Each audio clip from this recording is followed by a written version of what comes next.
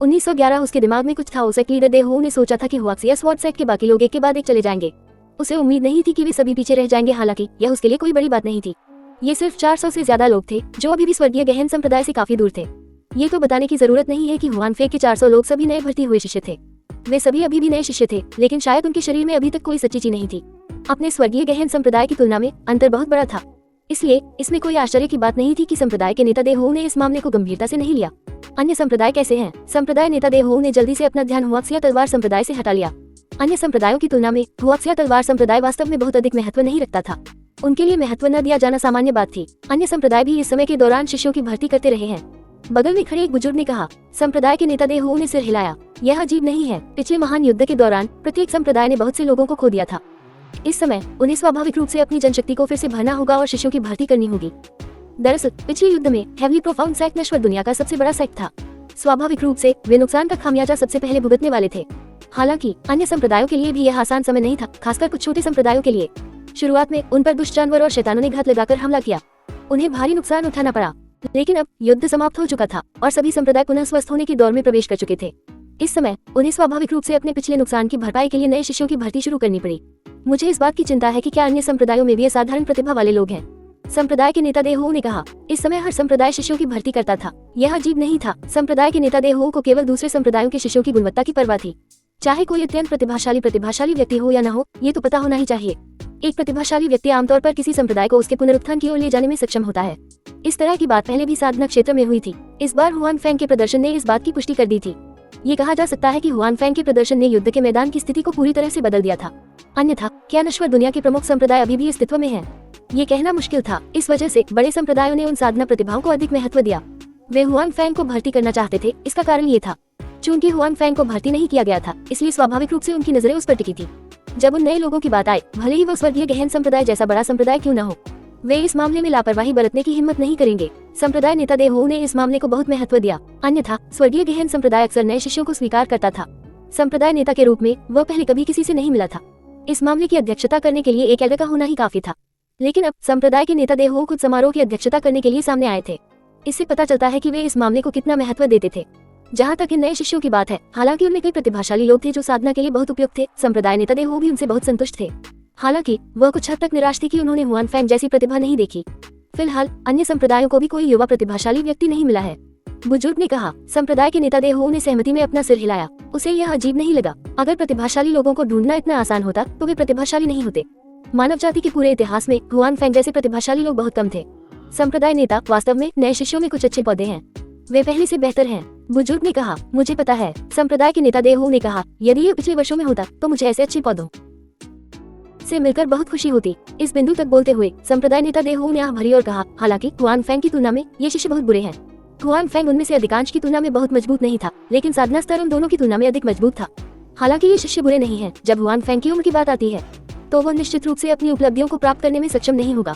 शायद उसकी तुलना केवल स्टिल वाटर हाउस के मेन याओर से की जा सकती है। वास्तव में वे शिष्य, यदि ये पिछले वर्षों में था, खैर ये लोगों को खुश करता है। हालांकि ये वर्ष अलग था। हुआन फैंग के मोती जैद के साथ उसके सामने इन शिष्यों को देखकर जिन्हें अब बहुत अच्छा माना जाता था, वे कुछ हद तक उदासीन थे। वे इतने संतुष्ट नहीं थे। संप्रदाय के नेता देहो के आसपास के लोगों ने सहमति में सिर हिलाया। वे इस तर्क को कैसे नहीं समझ सकते थे। बात बस इतनी थी कि हुआन फैंग जैसा प्रतिभाशाली व्यक्ति बहुत दुर्लभ था। उसके लिए किसी दूसरे प्रतिभाशाली व्यक्ति से टकराना आसान नहीं होगा। किसी दूसरे से मिलना तो दूर की बात है। सौभाग्य से वह हुआन फैंग जल्द या बाद में हमारे संप्रदाय में शामिल हो जाएगा। उसका वह हुआक्सिया तलवार संप्रदाय निश्चित रूप से 2 साल से अधिक नहीं टिकेगा। वह भी एक युवा व्यक्ति था। हम उससे बात करेंगे जब वह पर्याप्त मौज मस्ती कर लेगा। मुझे लगता है कि समय आने पर वह इसके लिए सहमत हो जाएगा।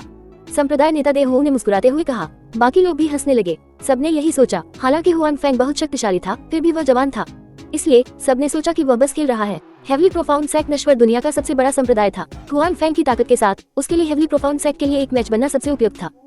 इसलिए हर किसी का मानना था कि एक बार हुआन फैंग ने पर्याप्त मजा किया, वह निश्चित रूप से स्वर्गीय गहन संप्रदाय में शामिल हो जाएगा।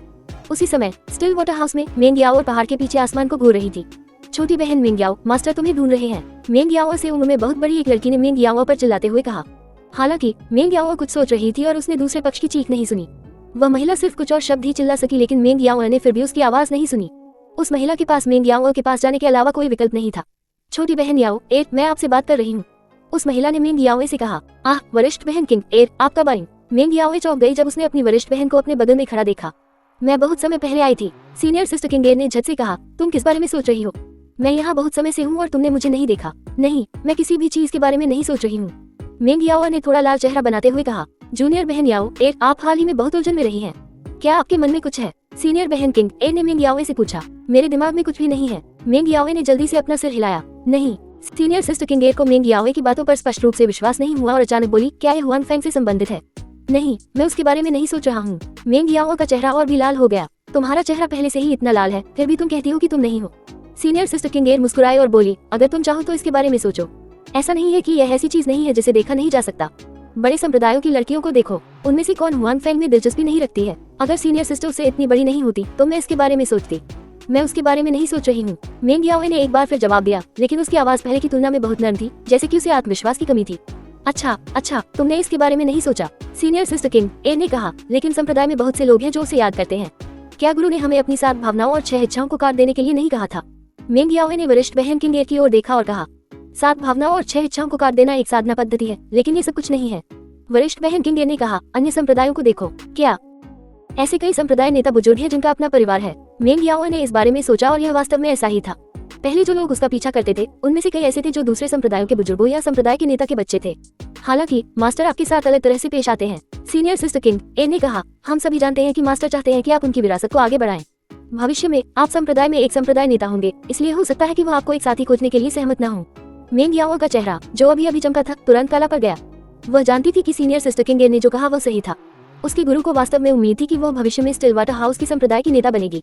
दूसरे लोग शायद कोई साथी ढूंढ पाएं, लेकिन जब बात उसकी आई तो बहुत संभावना थी कि वह ऐसा नहीं कर पाएगी। जूनियर सिस्टर याओ ए, अगर आपको वाकई हुआन फैंग पसंद है तो आप धीरे धीरे मास्टर को भी मना सकती हैं। हालांकि मुझे नहीं पता कि यह संभव है या नहीं, सीनियर सिस्टर किंगेर ने कहा। मेंग याओ ने अवचेतन रूप से सिर हिलाया और फिर प्रतिक्रिया व्यक्त की। क्या ये स्वीकार करने के बराबर नहीं था कि वह वास्तव में अभी हुआन फैंग के बारे में सोच रही थी? इस प्रकार उसका चेहरा फिर से लाल हो गया। सीनियर सिस्टर किंगेर ने मेंग याओ को देखा जो शर्मा रही थी और साथ ही उसे अपने दिल में थोड़ा अजीब भी महसूस हुआ। हालांकि उसे दूसरे पक्ष के लिए थोड़ा दिल का दर्द भी महसूस हुआ।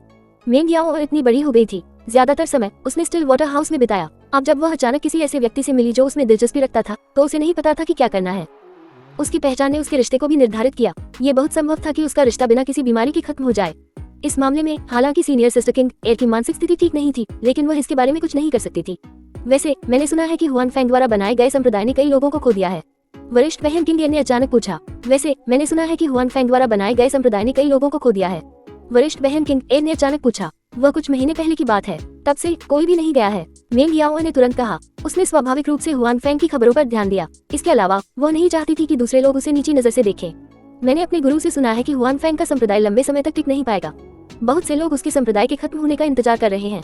वरिष्ठ बहन किंग ए ने कहा। हुआन फैंग का संप्रदाय निश्चित रूप से नहीं गिरेगा, मुझे उस पर विश्वास है। वह निश्चित रूप से अपने संप्रदाय को बहुत अच्छी तरह से विकसित करेगा, यहाँ तक कि स्वर्गीय गहन संप्रदाय को भी पीछे छोड़ देगा।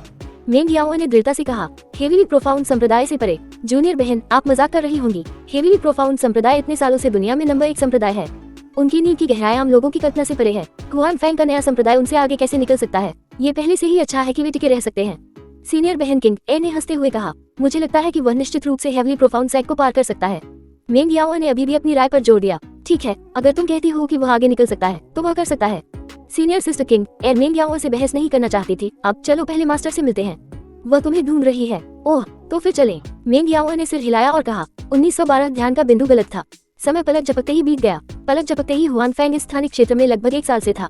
ये साल बहुत रोमांचक रहा, ये बहुत संतुष्टिदायक भी रहा। शुरुआत में उन्होंने नश्वर दुनिया में शैतानों और दुष्ट जानवर के बीच युद्ध में भाग लिया था। उसके बाद उन्होंने अपना खुद का संप्रदाय स्थापित किया और अपने शिष्यों को दुष्ट जानवर की साधना तकनीक सिखाई। उसके बाद हुआन फैंग ने अपनी पहचान बदली और आधे साल से ज्यादा समय तक लोगों के बीच यात्रा की। साथ ही उन्होंने बहुत से लोगों को जाना भी। आखिरकार हुआन फैंग इन स्थानिक क्षेत्रों में मुख्य रूप से इन स्थानिक क्षेत्रों के कारण ही आया था, इसलिए साधना क्षेत्र के लोग, वह उन्हें जानना चाहता था और यहाँ तक कि साधना संप्रदायों की स्थापना भी करना चाहता था। हालांकि आम लोगों के बीच उसे उनसे परिचित होने की आवश्यकता थी। और अब लगभग 1 वर्ष के बाद हुआन फैंग एक बार फिर अपने हुआक्सिया तलवार संप्रदाय के शिविर में लौट आया था।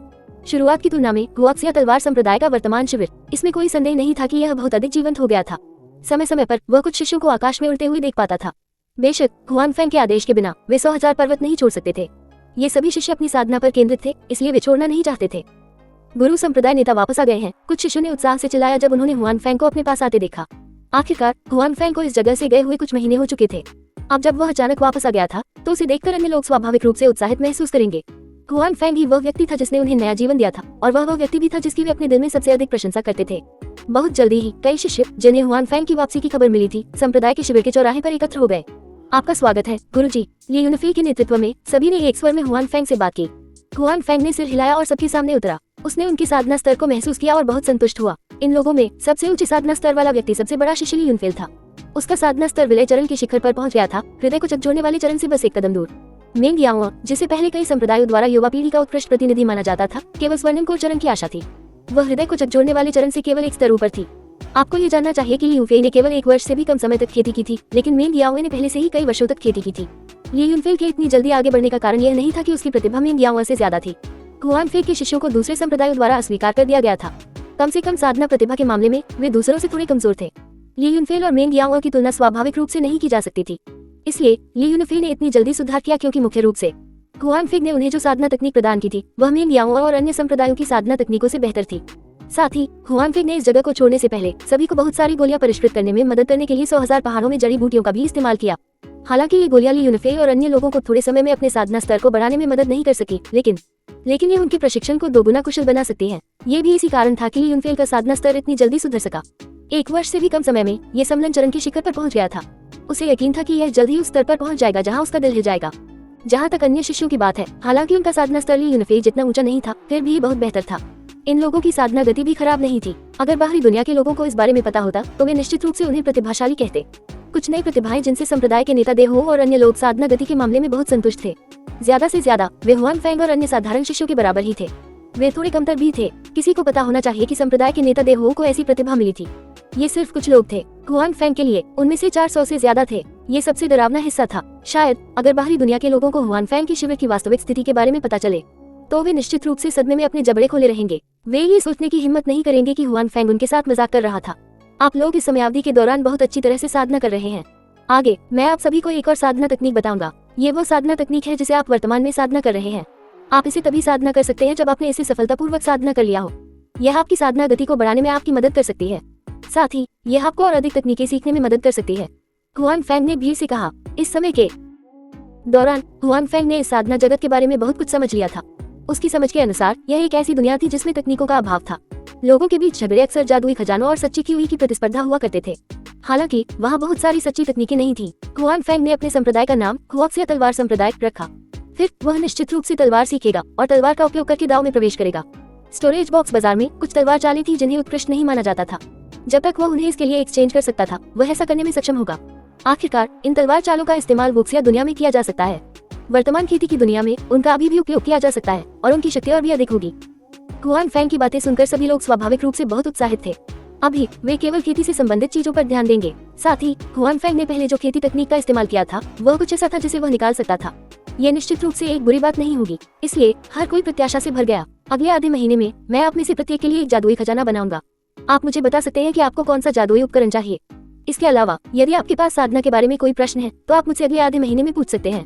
आधे महीने में मैं एकांत ध्यान में रहूंगा। जहाँ तक मेरे एकांत ध्यान की अवधि का सवाल है, मुझे यकीन नहीं है, हुआन फैंग ने भीड़ से कहा। आधे महीने बाद वह दिन आया जब हुआन फैंग ने इस स्थानिक क्षेत्र को छोड़ दिया। वह भविष्य में इस स्थानिक क्षेत्र में वापस आएगा, लेकिन उसे यकीन नहीं था कि वह कब आएगा। इसलिए वह केवल एकांत का बहाना ही इस्तेमाल कर सकता था। सौभाग्य से इस स्थानिक क्षेत्र में साधक अक्सर एकांतवास में प्रवेश करना चुनते हैं। इसके अलावा एक बार का एकांतवास व्यक्ति को लंबे समय तक एकांतवास में प्रवेश करने की अनुमति दे सकता है। कुछ साल या कुछ दशक भी संभव थे। इसलिए हुआन फैंग को इस बात का डर नहीं था कि उसका बहाना पकड़ा जाएगा। जादुई खजानों को परिष्कृत करने की बात करें तो ये क्षमता तब थी जब हुआन फैंग स्वर्गीय गहन संप्रदाय में स्वास्थ्य लाभ कर रहे थे। संप्रदाय के नेता देहो ने हुआन फैंग को वहां सीखने से नहीं रोका।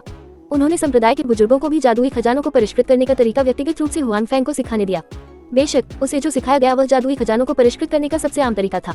हालांकि वे हुआन फैंग के प्रति सद्भावना व्यक्त करना चाहते थे, लेकिन हुआन फैंग उस समय स्वर्गीय गहन संप्रदाय से कोई व्यक्ति नहीं था। स्वाभाविक रूप से वह हुआन फैंग को ऐसी चीजें नहीं सिखाएगा जो बहुत गोपनीय हों। हुआन फैंग को इसकी भी परवाह नहीं थी। वह केवल शोधन की मूल विधि जानना चाहता था। जहाँ तक अन्य चीजों की बात है, स्टोरेज बॉक्स मिलने के बाद उसे इस बात का डर क्यों था कि वह उन्हें नहीं सीख पाएगा। इसलिए हुआन फैंग के लिए अपने शिष्य के लिए जादुई खजाने को परिष्कृत करना अधिक कठिन नहीं था। जहाँ तक हुआन फैंग के शिष्यों की बात है, जब उन्होंने सुना कि हुआन फैंग एकांतवास में जा रहे हैं तो निश्चित रूप से किसी ने भी संदेह के कोई लक्षण नहीं दिखाए। इसके विपरीत उन सभी को लगा कि यह बहुत सामान्य बात है। साधना एक ऐसी चीज थी जिसके लिए व्यक्ति को शांत और संयमित रहने की आवश्यकता होती है। इसलिए साधना क्षेत्र में एकांतवास में साधना करना बहुत सामान्य बात थी। दूसरी ओर वे सभी बहुत खुश थे कि हुआन फैंग उन्हें एक जादुई खजाने को परिष्कृत करने में मदद करने जा रहा था। मूल रूप से साधना क्षेत्र में हर किसी के पास एक जादुई खजाना होगा। हालांकि निम्न श्रेणी के शिष्यों के जादुई खजाने में थोड़ी कमी थी। उच्च श्रेणी के शिष्यों के जादुई खजाने अपेक्षाकृत बेहतर थे। हुआन फैंग ने व्यक्तिगत रूप से उन्हें जादुई खजानों को परिष्कृत करने में मदद करने के लिए सहमति व्यक्त की थी। स्वाभाविक रूप से वह उन्हें ऐसी चीजें नहीं देगा जो एक व्यापारिक यात्रा पर थी। वे स्वाभाविक रूप से खुश थे अगले आधे महीने में, क्योंकि उसने एक नई साधना तकनीक प्राप्त कर ली थी। हुआक्सिया तलवार संप्रदाय के शिष्यों का उत्साह और भी अधिक था। वे ये भी जानते थे कि हुआन फैंग एकांत साधना में प्रवेश करने जा रहा है, इसलिए उन्होंने इस अंतिम क्षण का सबसे अच्छा उपयोग किया। अगर कुछ ऐसा होता जो उन्हें समझ में नहीं आता तो वे हुआन फैंग से पूछते। हुआन फैंग भी स्वाभाविक रूप से निष्क्रिय नहीं था। उन्हें एक नई साधना पद्धति सिखाने के अलावा उसने उन्हें एक नई साधना पद्धति भी सिखाई। उसका बाकी समय उन्हें जादुई खजानों को परिष्कृत करने में मदद करने में बीता। जादुई खजानों को परिष्कृत करना कोई आसान काम नहीं था, खास तौर पर हुआन फैंग इस मामले में नौसिखिया था। शुरुआत में परिष्कृत करने की गति भी बहुत तेज नहीं थी। सौभाग्य से हुआन फैंग ने पाया कि दिव्य ड्रैगन कड़ाही एक दिव्य उपकरण कहलाने के योग्य थी। उसी समय जब इसे एक गोली में परिष्कृत किया जा सकता था, तो इसे वास्तव में एक जादुई खजाने में परिष्कृत किया जा सकता था। न केवल ये शोधन की सफलता दर को बढ़ा सकता था, अन्यथा हुआन फैंग इसे आधे महीने के भीतर परिष्कृत करना चाहता था। 400 से अधिक लोगों के लिए जादुई खजाने को परिष्कृत करना निश्चित रूप से एक आसान काम नहीं था। आधे महीने बाद हुआन फैंग ने ली यूनफे और अन्य लोगों को परिष्कृत किए गए जादुई खजाने सौंप दिए। उसके बाद उसने उनका अभिवादन किया और सभी की आंखों के सामने गायब हो गया। सभी ने सोचा कि वो साधना करने के लिए एकांत में चला गया है। उन्हें क्या पता था, हुआन फैंग पहले से ही दूसरी दुनिया में था। हुआन फैंग, तुम वापस आ गए, क्या तुम ठीक हो? हुआन फैंग को अभी आसपास की रोशनी की आदत ही पड़ी थी कि उसने सु युमो की चिंतित आवाज सुनी। मैं ठीक हूँ, हुआन फैंग मुस्कुराया और कहा। उसके बाद हुआन फैंग ने अपनी गति धीमी कर ली और अपनी चेतना को दूसरे समय और स्थान से वास्तविक दुनिया में स्थानांतरित कर लिया। हुआन फैंग, मुझे बताओ, इस बार तुम किस अंतरिक्ष समय में जा रहे हो? क्या वहाँ कुछ मजेदार है? जीमिंग जियाओ ने हुआन फैंग की बाह पकड़ते हुए कहा। दूसरी औरतें भी हुआन फैंग को उत्सुकता से देखने लगी। जाहिर है वे भी उस समय और स्थान में बहुत दिलचस्पी ले रही थी जहाँ हुआन फैंग अभी गया था। अन्य महिलाएं भी हुआन फैंग को उत्सुकता से देख रही थी। जाहिर है वे भी उस समय और स्थान में बहुत रुचि रखती थी जहाँ हुआन फैंग अभी गया था। चूंकि आप सभी की इसमें रुचि है, इसलिए मैं आपको सच बताऊंगा, हुआन फैंग ने कहा। उसके बाद सभी लोग हॉल में जाकर बैठ गए। हुआन फैंग ने सुयुमो द्वारा उसके लिए डाला गया पानी उठाया और एक घूंट पिया। फिर उसने सभी को बताना शुरू किया कि उसने अभी क्या अनुभव किया था। जब लड़कियों ने हुआन फैंग की बातें सुनी तो वे कभी हैरान हुई तो कभी चिंतित। हालांकि उन्हें पता था कि हुआन फैंग आखिरकार ठीक हो गया है, फिर भी वे उसके सामने बैठी रहीं। हालांकि उन्होंने सुना कि हुआन फैंग पहले भी गंभीर रूप से घायल हो चुका है। अपने दिलों में वे सभी अभी भी उसके बारे में बहुत चिंतित थी। अंत में जब उन्होंने सुना कि हुआन फैंग न केवल ठीक है बल्कि उसने अपना नाम भी बना लिया है और यहाँ तक कि अपना स्वयं का संप्रदाय भी स्थापित कर लिया है, तो सभी लड़कियां उसके लिए खुश थी। क्या मिंग याओ बहुत सुंदर है? हुआन फैंग के बोलने के बाद जीमिंग जियाओ ने गपशप भरे चेहरे से हुआन फैंग को देखा।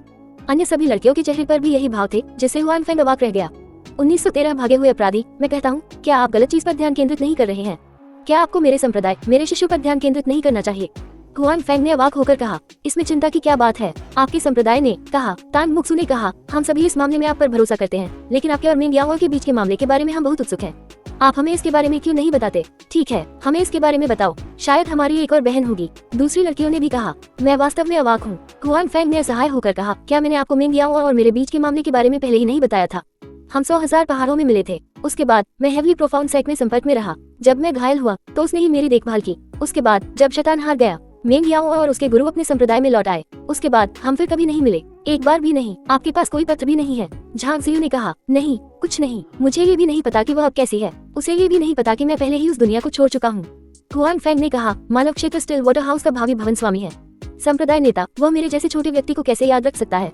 शायद वह पहले ही मेरे बारे में भूल चुकी है। ये कैसे संभव है? सु युमो ने ये भी कहा। तुम उस युद्ध के दौरान सुर्खियों में थे। मिंग याओ की तो बात ही छोड़ो, दूसरे लोग भी शायद तुम्हें नहीं भूलेंगे। हालांकि आम नागरिकों के लिए यह संभव है कि वे तुम्हें भूल जाएं। जब उन संप्रदायों ने घटना के बाद प्रचार किया तो उन्होंने निश्चित रूप से अपने संप्रदायों को बढ़ा चढ़ाकर बताया। जहाँ तक दूसरों की बात है, दूसरे संप्रदायों के योगदान की बात है, ये निश्चित रूप से कमजोर हो जाएगा, जिसमें तुम्हारा भी योगदान शामिल है। हालांकि सु युमो हुआन फैंग के साथ उस स्थानिक क्षेत्र में नहीं गई थी, लेकिन इतने लंबे समय तक नेता रहने के बाद वह इस मामले के बारे में बहुत स्पष्ट थी। हुआन फैंग ने सिर हिलाया और कहा, आप सही कह रहे हैं। बाद में जब मैं पहाड़ के गेट से बाहर निकला और टहलने के लिए बाहर गया तो मैंने अपने बारे में ज्यादा कुछ नहीं सुना। अगर कुछ सुना भी होगा तो वह अपेक्षाकृत सरल होगा। इस स्थिति के बारे में हुआन फैंग भी इसे समझता था। जब वह बाद में लोगों के बीच खेलने गया तो उसे इस मामले के बारे में पता चला, लेकिन उसने इसके बारे में बहुत ज्यादा परवाह नहीं की। वह उन संप्रदायों की हरकतों से हैरान नहीं था। वह अब एक ऐसा व्यक्ति था जिसके पास बहुत सारी कंपनियां थी, इसलिए वह स्वाभाविक रूप से इस तरह के प्रचार के रहस्य को समझता था। अगर वह होता तो शायद वह भी ऐसा ही करता। जब मिंग याओ ने तुम्हारा ख्याल रखा था तो क्या तुम लोगों में कोई चिंगारी नहीं थी? जी मिंग जियाओ ने पूछा। जाहिर है वह हुआन फैंग और मिंग याओ के बीच की गपशप में अधिक रुचि रखती थी। नहीं, हुआन फैंग ने झट से कहा। कितनी अफसोस की बात है। जी मिंग जियाओ ने आंख भरते हुए कहा। क्या अफसोस है मेरे गधे? हुआन फैंग ने कहा। क्या आपको लगता है कि मेरे पास पर्याप्त महिलाएं नहीं है? इसके अलावा मिंग याओ स्टिल वाटर हाउस के भावी संप्रदाय की नेता है। वह प्यार में नहीं हो सकती, इसलिए यह संभव है। आपके पास पहले से ही बहुत सारी महिलाएं हैं, अगर आपके पास एक और है तो कोई बात नहीं। जी मिंगजियाओ ने कहा, मैं आपको अलग अलग समय और स्थान से सभी महिलाओं को एक साथ इकट्ठा करते हुए देखने के लिए उत्सुक हूँ। अगर ऐसा होता है तो ये बहुत दिलचस्प होगा। लड़कियों ने ली किंगलो, निंगवुशु, लू शुआन और अन्य लोगों को देखा। वे अलग अलग समय और स्थान से आए लोग थे, हर कोई अलग अलग दुनिया से आया था और एक साथ इकट्ठा होना बहुत दिलचस्प था। हुआन फेंग ने नाखुशी से जी मिंगजियाओ की ओर देखा और उसकी बातें आगे न बढ़ाने का फैसला किया, क्योंकि बहुत देर हो चुकी थी और सभी ने कुछ देर तक इधर उधर की बातें की। फिर वे अलग अलग रास्ते पर चले गए और हुआन फेंग ने एक बार फिर धूप और जैब जुराने का अपना जीवन जिया। दूसरे समय और स्थान में उसने 1 साल तक किसी महिला को नहीं छुआ था। ये कहा जा सकता है कि वह एक साधु का जीवन जी रहा था। अब जब वह वास्तविक दुनिया में लौट आया था, उसके चारों ओर इतनी सारी सुंदरियां थी, तो हुआन फेंग इसे कैसे बर्दाश्त कर सकता था। इसलिए कुछ ही देर बाद विला में एक ऐसी आवाज गूंजी जिसने किसी के चेहरे को लाल कर दिया। इसके अलावा यह आवाज किसी एक व्यक्ति की नहीं थी। यह आवाज कई कमरों में तब तक गूंजती रही जब तक कि आसमान चमकने वाला नहीं हो गया।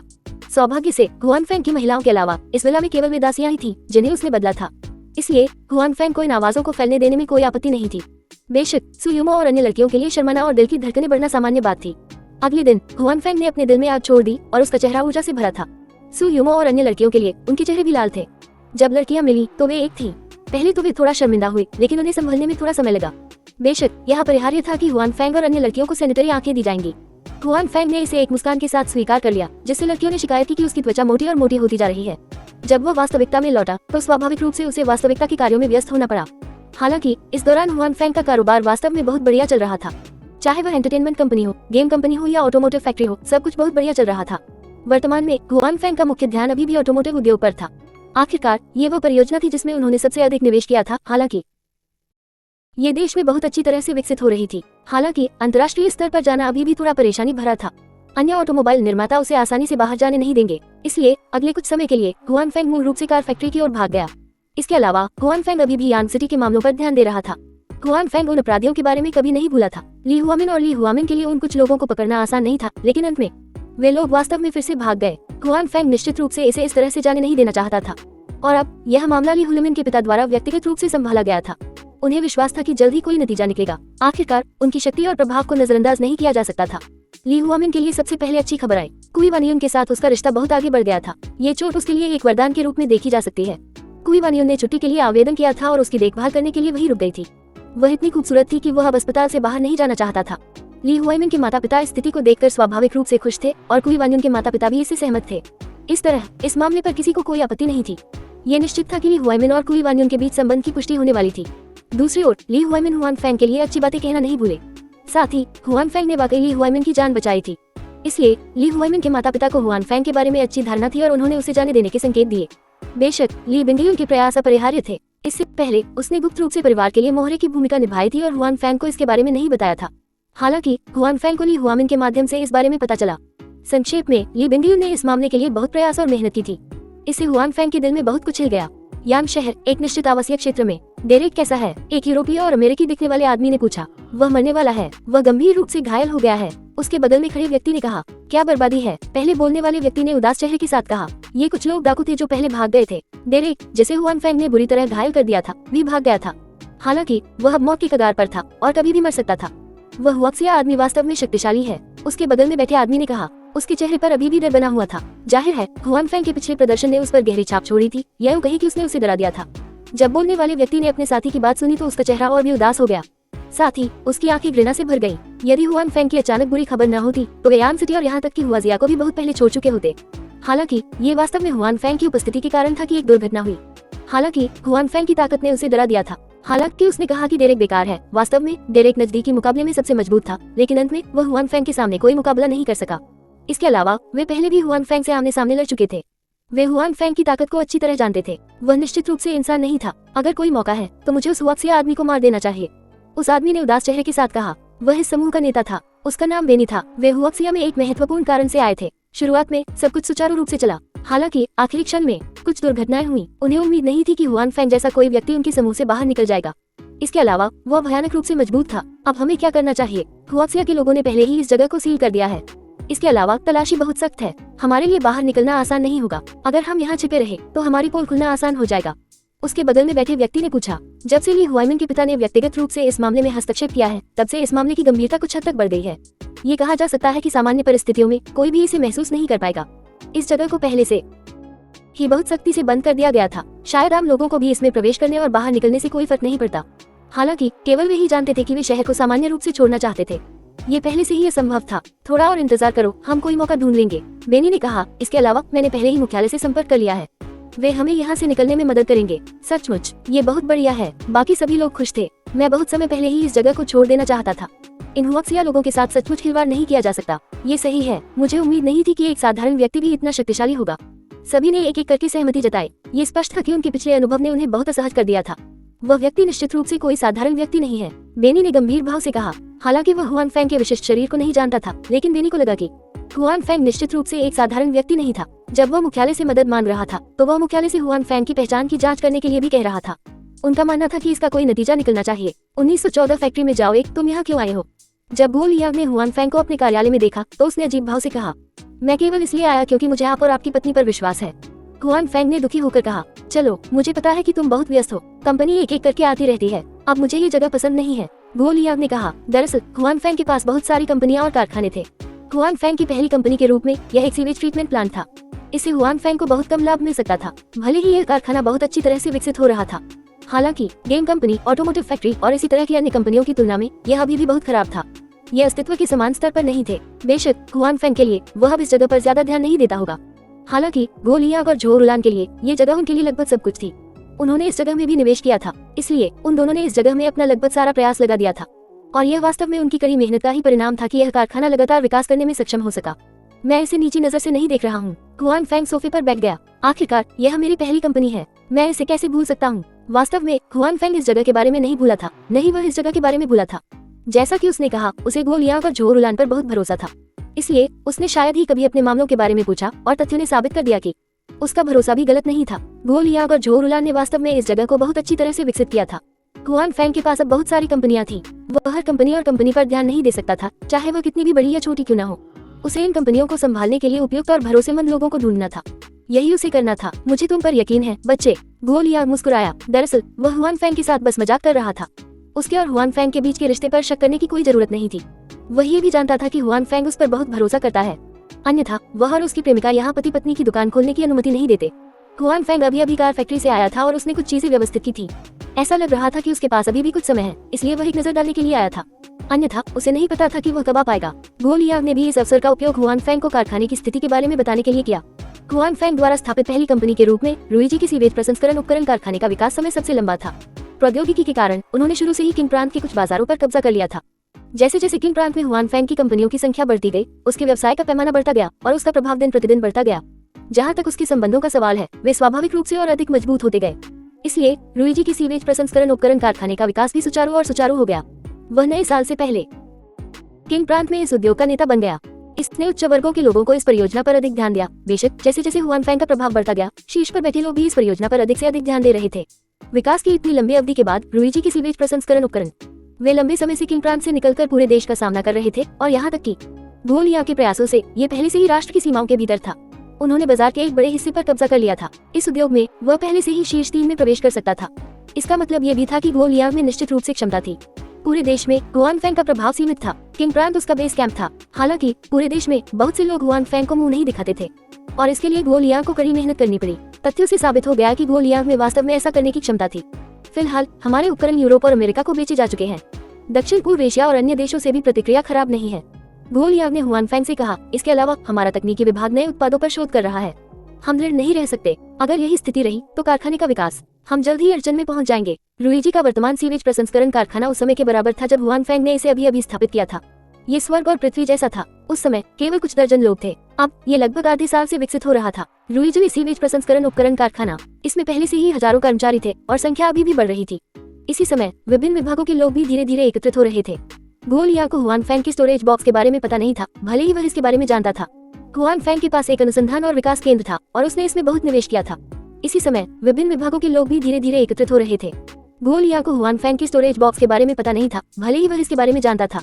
हुआन फैंग के पास एक अनुसंधान और विकास केंद्र था और उसने उसमें बहुत निवेश किया था। आखिरकार हुआन फैंग के पास अपने बैनर के तहत बहुत सारी कंपनियां थी और ऐसी कई चीजें थी जिन पर उसे शोध और विकास करना था। वह अपनी सारी उम्मीदें उस अनुसंधान और विकास केंद्र पर नहीं रख सकता था, इसलिए उसने एक तकनीकी अनुसंधान और विकास विभाग भी बनाया। बेशक हुआन फैंग के अनुसंधान और विकास विभाग की तुलना में ये तकनीकी और विकास विभाग बहुत खराब था। चाहे वह पैमाने, प्रतिभा या परिणामों के मामले में हो, उनकी तुलना नहीं की जा सकती थी। हालांकि इसने कुछ तकनीकी समस्याओं को हल कर दिया था, इसलिए इस तकनीकी विभाग का अस्तित्व अभी भी सार्थक था। हुआन फेंग ने इस पर कोई आपत्ति नहीं जताई। अगर नीचे की कंपनियां अपना खुद का शोध और विकास कर सकती है तो यह अच्छा होगा। उसे इसके बारे में चिंता करने की जरूरत नहीं होगी। बेशक वह शोध संस्थान अभी भी मौजूद रहेगा और कुछ चीजें हैं जिनका अंदर अध्ययन किया जा रहा है। अगर यह उजागर हो जाए तो शायद बहुत से लोग चौंक जाएंगे। तुम ये कर सकते हो, तुम इतनी जल्दी देश छोड़ने वाले हो। हुआन फेंग मुस्कुराया और कहा, क्या कोई समस्या है? कठिनाइयां तो होंगी ही। गो लियांग ने कहा, आप जानते हैं वे विदेशी, खासतौर पर यूरोपीय और अमेरिकी लोग बहुत घमंडी हैं। वे हमें नीची नजर से देखते हैं, खासतौर पर उन्नत तकनीक के मामले में। इसलिए विदेशों में विकास करना निश्चित रूप से मुश्किल होगा। हालांकि अभी के लिए कोई खास समस्या नहीं होनी चाहिए। आखिरकार बाहर की तकनीक वहाँ थी और कोई भी इसे अनदेखा करने की हिम्मत नहीं करता था। हुआन फेंग ने सिर हिलाया। वह गो लियांग से बेहतर जानता था कि उन यूरोपीय और अमेरिकी लोगों का कितना गर्व है। वह कई बार देश से बाहर जा चुका था और उन लोगों से उसका लेन देन हुआ था। साथ ही उसके बैनर तले दूसरी कंपनियों का भी विदेशी कंपनियों से लेन देन था। स्वाभाविक रूप से वह इस बात को समझता था। हालांकि चूंकि गो लियांग ने कहा कि फिलहाल कोई समस्या नहीं है, इसलिए हुआन फेंग कोई और सवाल नहीं पूछेगा। वह अभी भी गो लियांग पर बहुत भरोसा करता है और यहाँ के मामलों में हस्तक्षेप नहीं करना चाहता। इसके अलावा हुआन फेंग अभी भी सोच रहा था कि जब भविष्य में गो लियांग और झो रुलान आधिकारिक रूप से शादी करेंगे तो वह इस जगह के शेष हिस्से को उन दोनों को शादी के उपहार के रूप में देगा। हालांकि इस कारखाने का वर्तमान बाजार मूल्य पहले से ही बहुत अधिक था। हुआन फेंग के पास इस तरह के पैसे की कमी नहीं थी। उसके और गो लियांग के बीच का रिश्ता ऐसा कुछ नहीं था जिसे इस तरह के पैसे से मापा जा सके। हुआन फेंग उस समय को कभी नहीं भूला था जब उसके पास कोई औपचारिक नौकरी भी नहीं थी। ये गो लियांग ही था जो उसकी मदद कर रहा था और उसे प्रोत्साहित कर रहा था। इस दुनिया में ब्रोकेड में फूल जोड़ना आसान था, लेकिन बर्फ में कोयला प्रदान करना कुछ ऐसा था जो 10,000 मील में भी नहीं मिल सकता था। बेशक उसने अभी तक गो लियांग को इस विचार के बारे में नहीं बताया था। वह भविष्य में उसे आश्चर्यचकित करने की सोच रहा था। वैसे तुम्हारे और रुलान के बीच क्या मामला है? वे दोनों कब शादी करने वाले हैं? मैं अभी भी तुम्हारी शादी की दावत पीने का इंतजार कर रहा हूँ। अपना व्यवसाय समाप्त करने के बाद हुआन फेंग ने गो लियांग के निजी मामलों के बारे में पूछा। बच्चे, तुम मेरी ही उम्र के हो। तुम्हारा अपना मामला अभी तक सुलझा नहीं है। तुम वाकई मेरी परवाह करने के मूड में हो। गो लियांग मुस्कुराया, लेकिन उसने फिर भी हुआन फेंग के सवाल का जवाब दिया। रुलान और मैं पहले ही दोनों पक्षों के माता पिता से मिल चुके हैं। कोई समस्या नहीं है। हम मई दिवस पर सगाई करने और 11वें राष्ट्रीय दिवस पर शादी करने के लिए तैयार हैं। मई दिवस तो हमारे पास ज्यादा समय नहीं है, ये जल्द ही आ जाएगा। तुमने मुझे पहले क्यों नहीं बताया? मेरे पास पर्याप्त दोस्त नहीं है। 50वें मैच से पहले ज्यादा समय नहीं बचा था। सगाई समारोह के दौरान हम दोनों परिवारों के साथ भोजन करना चाहते थे। हमें बस कुछ और रिश्तेदारों को बुलाना है। समारोह की तैयारी करने की कोई जरूरत नहीं थी। तुम इतने समय से व्यस्त हो, इसलिए मैं तुम्हें बताना नहीं चाहता था। हालांकि मुझे यकीन है कि जब मेरी शादी होगी तो मैं तुम्हें नहीं भूलूंगा। तुम अब भी मेरे सबसे अच्छे दोस्त बनना चाहते हो। गो लियांग ने मुस्कुराते हुए कहा, हम शादी करने जा रहे हैं। हम इस सगाई को नहीं भूल सकते। हुआन फेंग ने कहा, बेस्टमैन होने के नाते बेशक ही कोई समस्या नहीं है। हालांकि मैंने सुना है कि अभी बेस्टमैन होना एक शारीरिक गतिविधि है। इसके अलावा आपके पास प्रतिभा होनी चाहिए। हालांकि हुआन फेंग अपने कामों में व्यस्त रहता था, लेकिन सामान्य समय में वह अक्सर ऑनलाइन भी जाता था। उसे ये भी पता था कि शादी के बारे में ऑनलाइन बहुत सारे वीडियो हैं। वे सभी लोकप्रिय थे, दूल्हे और दुल्हन के साथ, यहाँ तक कि सबसे अच्छे आदमी और दुल्हन की सहेलियां भी। शादियों में वे सभी तरह की प्रतिभाएं दिखाते थे। कुछ नेटिजन्स ने मजाक में यहाँ तक कहा कि अब उनके पास शादी करने की क्षमता नहीं है, इसलिए वे शादी करने की हिम्मत नहीं करते। यहाँ तक कि दूल्हे और दुल्हन की सहेली बनना भी बहुत तनावपूर्ण था। क्या दूल्हा? इस समय झो रुलान बाहर से अंदर आया और हुआन फेंग के शब्दों को सुन लिया। झो रुलान और गो लियांग के बीच स्वाभाविक रूप से इतनी वर्जनाएं नहीं थी, इसलिए जब वह गो लियांग के कार्यालय में प्रवेश करती थी तो वह कभी भी दरवाजा नहीं खटखटाती थी। वह और हुआन फेंग एक दूसरे से बहुत परिचित थे, इसलिए जब उसने हुआन फेंग को अंदर देखा तो उसे शर्मिंदगी महसूस नहीं हुई। लियांग जी तुम्हारी शादी के बारे में बात कर रहा है। वह चाहता है कि मैं उसका सबसे अच्छा आदमी बनूं। मैं इलाके में गश्त करूंगा और देखूंगा कि मुझे अपने कौशल का अभ्यास करना चाहिए या नहीं, अन्यथा मैं शर्मिंदा हो जाऊंगा। हुआन फेंग ने मुस्कुराते हुए कहा, तो फिर तुम्हें वाकई अभ्यास करने की जरूरत है। शादी की बात करें तो झो रुलान शर्मीली नहीं थी। वह मूल रूप से एक ज्यादा मिलनसार लड़की थी। गो लियांग के मामले के बारे में दोनों परिवार पहले ही शांत हो चुके थे और अब यह हुआन फेंग था जो इस बारे में बात कर रहा था। उसने कुछ भी टाला नहीं। लियांग जी आपको शादी में नाचने देगा। अगर आप तैयार नहीं हैं, तो यह वाकई संभव है कि आप खुद को बेवकूफ बना लें। जरा सोचिए, एक राष्ट्रीय सेलिब्रिटी अभिनेता और वह कई कंपनियों का बॉस है, वह शादी में खुद को बेवकूफ बना रहा है। ये बहुत बड़ी खबर है। झो रुलान ने आगे कहा, रुलान तुमने उसे पहले से क्यों बताया? मैं तो बस उसे बेवकूफ बनते देखना चाहता था। अब जब उसे पता चल गया है तो पहले से तैयारी करना बेमानी होगा। गो लियांग ने असंतुष्ट होकर अपनी प्रेमिका से कहा, 1915 गो मेंघारी के घर पर कुछ हुआ 3। लियांग जी तुम अच्छे नहीं हो बच्चे, रोआन का होना बेहतर है। तुम बहुत मतलबी हो। हुआन फेंग ने मुस्कुराते हुए डांटा, तुम मुझे खुद को बेवकूफ बनाते हुए देखना चाहते हो। यह असंभव है। हालांकि हुआन फेंग ने कहा कि वह नृत्य में अच्छा नहीं था, लेकिन सफलतापूर्वक साधना करने के बाद उसका लचीलापन और शरीर पर नियंत्रण उन नर्तकों से कम नहीं था। उसे केवल नृत्य सीखने की आवश्यकता थी। झो रुलान ने हुआन फेंग और गो लियांग को मुस्कुराते हुए देखा। वह उनकी दोस्ती से बहुत ईर्ष्या कर रही थी। हुआन फेंग के अमीर बनने के बाद उसने गो लियांग के साथ एक मजबूत रिश्ता विकसित किया था।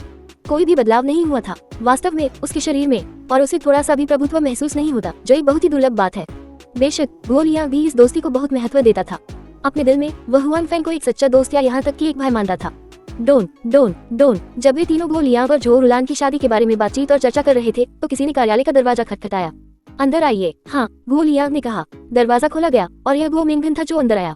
हुआन फैंग उसे अंदर आते देख दंग रह गया। गो मिंगन भी हुआन फैंग को देखकर दंग रह गई। जाहिर है उसे उम्मीद नहीं थी कि हुआन फैंग यहाँ होगा।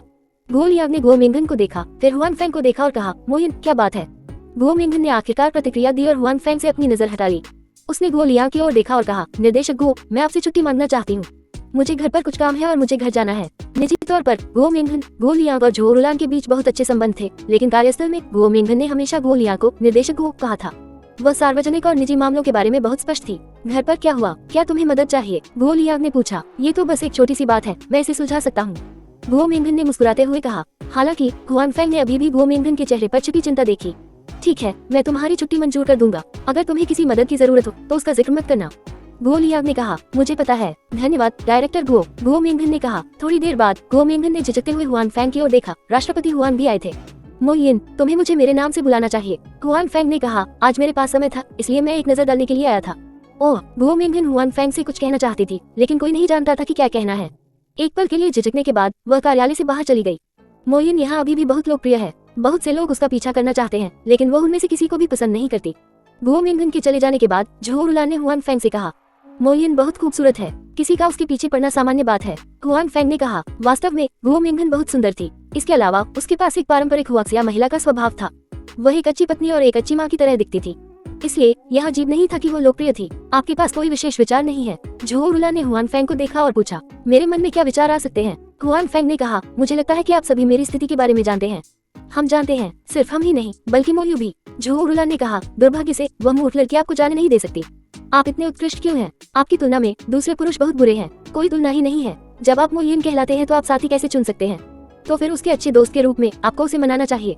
जरूरी नहीं कि उसका मेरे पीछे आना एक अच्छा अंत हो, हुआन फैंग ने कहा। क्या तुम्हें लगता है कि मैंने उसे मनाने की कोशिश नहीं की?